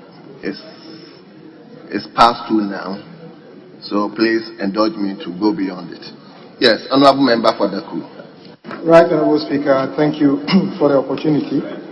And as my other colleagues have also said, anytime we see that we have the opportunity to provide resources for the building of another health facility in our country, we should be happy, because it is in our own interest to have a country where our healthcare system is good. Mr. Speaker, just to ask the chairman, on page 6, just under paragraph B, you said, and I quote, attached, please find attached to this report details of the project scope. I can't see any attachment of the project scope with this report. That's just for this. Mr. Speaker, as previously said by the minority leader, because we are told the original developers and lenders pulled out. The question somebody will ask is, did we do due diligence? Both the executive and parliament, did we do due diligence before approving that? And ever so often, Mr. Speaker, I keep saying, we rush these things through, we have enough time, and then somehow, because, companies that are on their feet working, don't just fold up after proposing to undertake projects abroad. It means that the company was already having challenges. That is why the point made by the minority leader must be taken very seriously. Because, Mr. Speaker, I know this was a commercial agreement. If you read the background of the TMF Global Services, nothing close to construction of hospitals so far. Nothing close. I'm not saying this cannot be the first time they build hospitals. So how on earth, who did the finance minister do due diligence to know that a company that, at least on the face of the record we have from the company's house in UK, and so far has no record of building any hospital anywhere. What made us believe that they are capable of doing this? Though they may not be the main contractors, but when we get to the commercial agreement, we'll look at that. Mr. Speaker, I see this, and then we are told that we are going to spend 38.9 million to build 4 hospitals. Mr. Speaker, this is one thing the Ministry of Health should help us with. Mr. Speaker, my understanding is that the floor area of this hospital is just about 3,500 square meters. Mr. Speaker, a standard district hospital should be more than 8,000 to 10,000 in terms of square meters footprint on the ground. So when you are doing 3,500, people then call it a polyclinic or slightly enhanced polyclinic. What is the point of calling something that looks like a polyclinic a district hospital? Who are we kidding? Because you are not going to have all the things you need in a standard hospital in that project. The scope is limited. So it is up to us. The ministry has to develop a template. When we say a district hospital, at least members of parliament must look at certain parameters to say it's meeting floor area, the provision of areas that clinical areas and other things. It must be a standard. But we can't have a situation 120 bed district hospital, 160 bed district hospital, 100 bed district hospital, 40 bed district hospital. What are we talking about?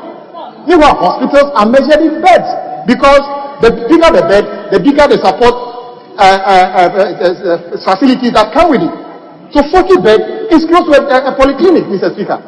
But it is not a fault of the finance ministry. What I'm saying is that when the health minister comes here, it is not only about this. It's not the first time it's happening, Mr. Speaker. I can see my colleague is getting agitated. It's not happening only now. It's happened probably 10 years ago. So all I'm calling for is that the ministry should devise a standard by which when we see certain hospitals, even without you labeling it, anybody can tell that this is a polyclinic, so that we stop confusing ourselves.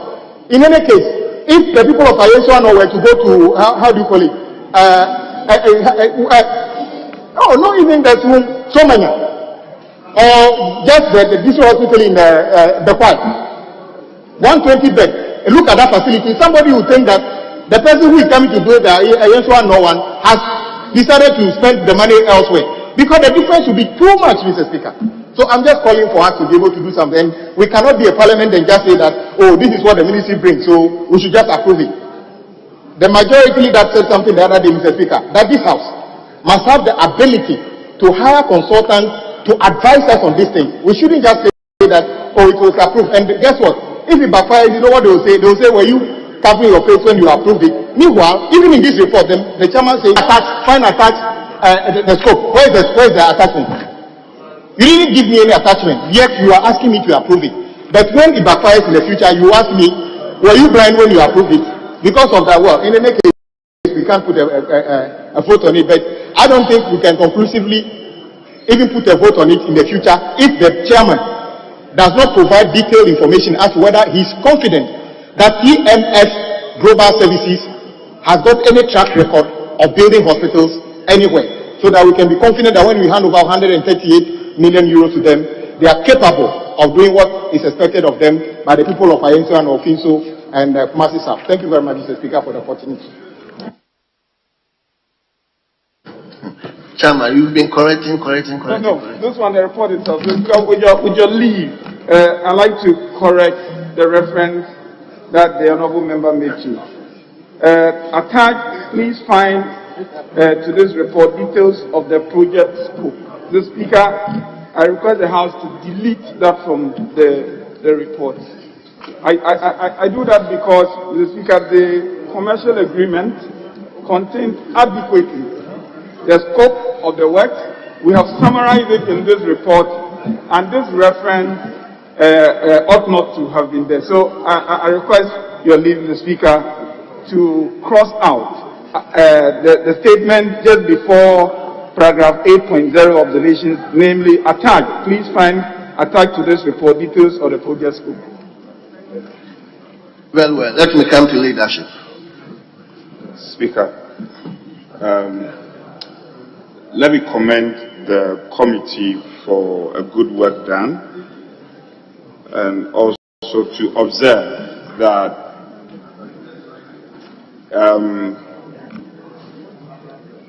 you could still have a reason to rescind or amend an agreement even after a due diligence, a proper due diligence being executed.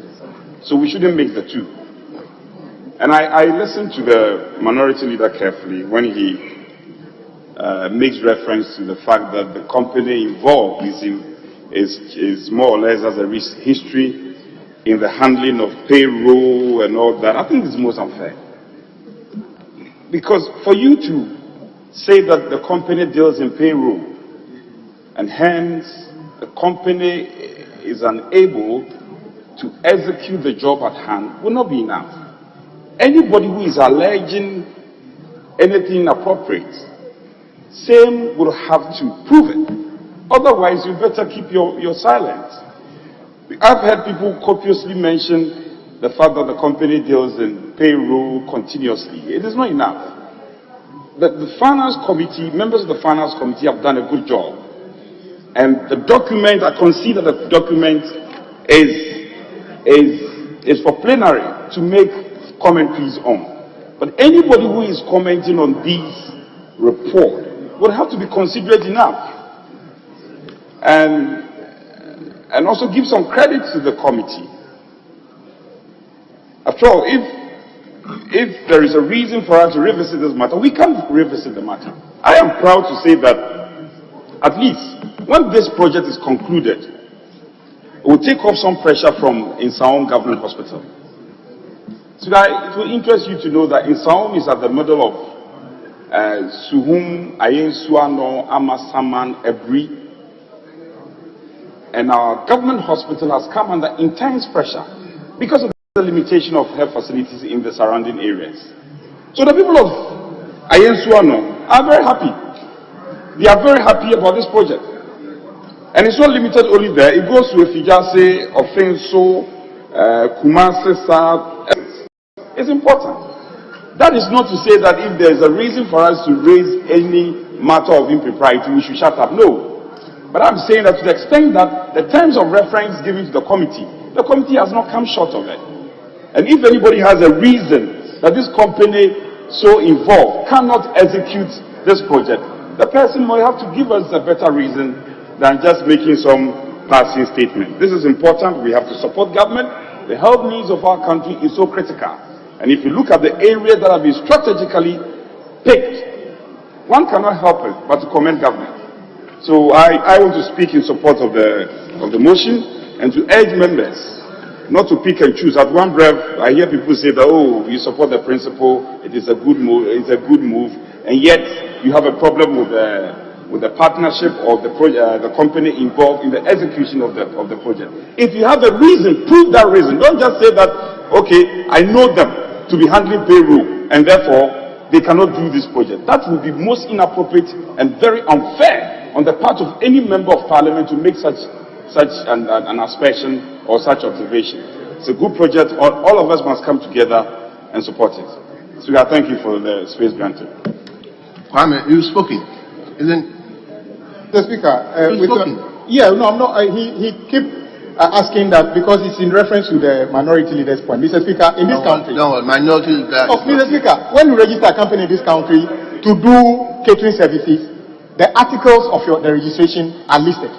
When you want to do construction, it's listed. This is what has been listed at the Companies House in the United Kingdom. Activities, statutory bookkeeping services, international management reporting, consolidated reporting services, accounts data conversion into Europe. Mr. Speaker, what has this got to do with any infrastructure project? So the minority leader is just saying that we should be careful how we do this thing. He's not saying well noted. Don't engage. Well noted, my brother. Your concerns are well noted.